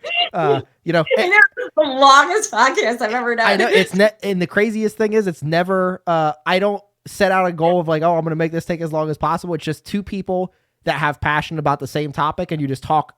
And it's just, you just go. It's fun. So I appreciate you taking time out of your day to speak with me. If you have anything that you want to plug, go ahead and plug that, and go ahead and you'll send it to me. You want to get people to follow you on Twitter? Oh, sure. Yeah. The Twitter part I'll plug in. It's just Chetta_Cheetah. And that's CHETTA_CHEETAH. Yep. And I will, that'll be in the description down below. She posts a lot of good content as far as like ex dividends, earnings, and all kinds of content. I don't know how she keeps up with it, to be honest. My stuff is boring. My new thing too now is I do a daily thread that I pin to my profile. So it makes it one-stop shop, very easy for people, but you do have to click on it, open it up, and see the comments, and that'll give you the whole, like, I am adding to it every moment of the day. And that is all the information, the good morning information that you see on there, which is all the macro and ecro and earnings news. A lot of people didn't realize that if you click on it and open it up, all that information is there. And like I said, I'm adding to it. So if jobless claims is due at 8:30 and it's 6 o'clock in the morning, you want to know what jobless claims are, make sure, go over by 9 o'clock. I can guarantee you, I already posted it. I may not always be, the first to put it out, but it's there. Yeah. And I keep it on as a pinned profile until the end of the day. The next morning, I put another one. Yeah. That's super cool. It's super easy to find. A lot of great content on there. So if you're on Twitter or X, whatever we're calling it now, go ahead and follow her on there. I appreciate you taking the time, and until next time, we'll see you guys later. And that concludes another insightful episode of Dividend Discussion. I hope you found inspiration and valuable takeaways from our engaging conversation. If you're hungry for more dividend investing wisdom, be sure to subscribe to Dividend Obsession and hit that notification bell to stay up to date with my latest interviews, tips, and strategies. Remember, the journey to financial independence is a marathon, not a sprint. Keep applying the lessons you've learned and stay committed to growing your wealth using dividends. Together, we can create a community of dividend investors sharing knowledge and supporting one another. If you enjoyed this episode, don't hesitate to share it with other investors that are equally passionate about the power of dividends. Let's spread our dividend obsession far and wide. But until next time,